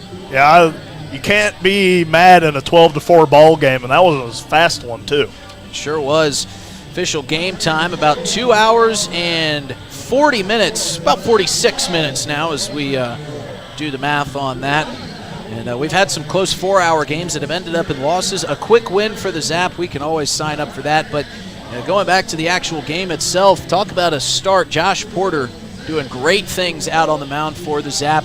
He comes out, struggles a little bit early, but he settled in and went much deeper than I think anybody at the ballpark expected him to, making Jamie Habiger very happy and making his night a lot easier as a head coach. Yeah, it was a really impressive outing for him and made it through the 4, 5, 6 that's really hurt the Zap here lately, and kind of flipping that around and doing all of their damage in the 4, 5, 6. And it was probably one of the longest outings we've seen out of a Zap pitcher this year, going 6 innings. And we saw Wyatt Gladue come in. He pitched outstanding through 29 pitches, so he should be good to go again if the Zap need him later on in this series. Bryce Van de Wastein on his birthday coming out and delivering, kind of flipped things around. He delivered a good outing for his team, kind of giving them a birthday gift. They repaid him with an ice-cold water shower out of the Gatorade cooler. Yeah, and that really nice play from Andrew Phillips to seal things was just a great day all around for the Zap, and already hit their 11th home run of the year, just 4 shy of where they were at last year. So good things happening here for the Oahe Zap. They win their 3rd game in a row, and they look to make it 4 tomorrow evening. They'll take on Plainsmen again in Game 2 of this 3-game series before their off day on Friday. And we'll go on the air for tomorrow's coverage around 5:55 as usual. First pitch set for 6:05. You can listen live on River 92.7. You can also watch it live on drgnews.com. Well, for our producer, director extraordinaire, Eli Lewis, for my partner in crime, Dylan Beach, I'm Justin Cowart saying thank you for tuning in tonight. We'll see you tomorrow, right here, same time, same place, 5:55. Coverage begins for the Oahe Zap versus the Plainsmen Baseball Club. Have a great night, everybody. This broadcast of Oahe Zap Baseball was brought to you by DRG Media Group and its sponsors. The next home Zap game will be broadcast right here on River 92.7 and drgnews.com. Thanks for tuning in.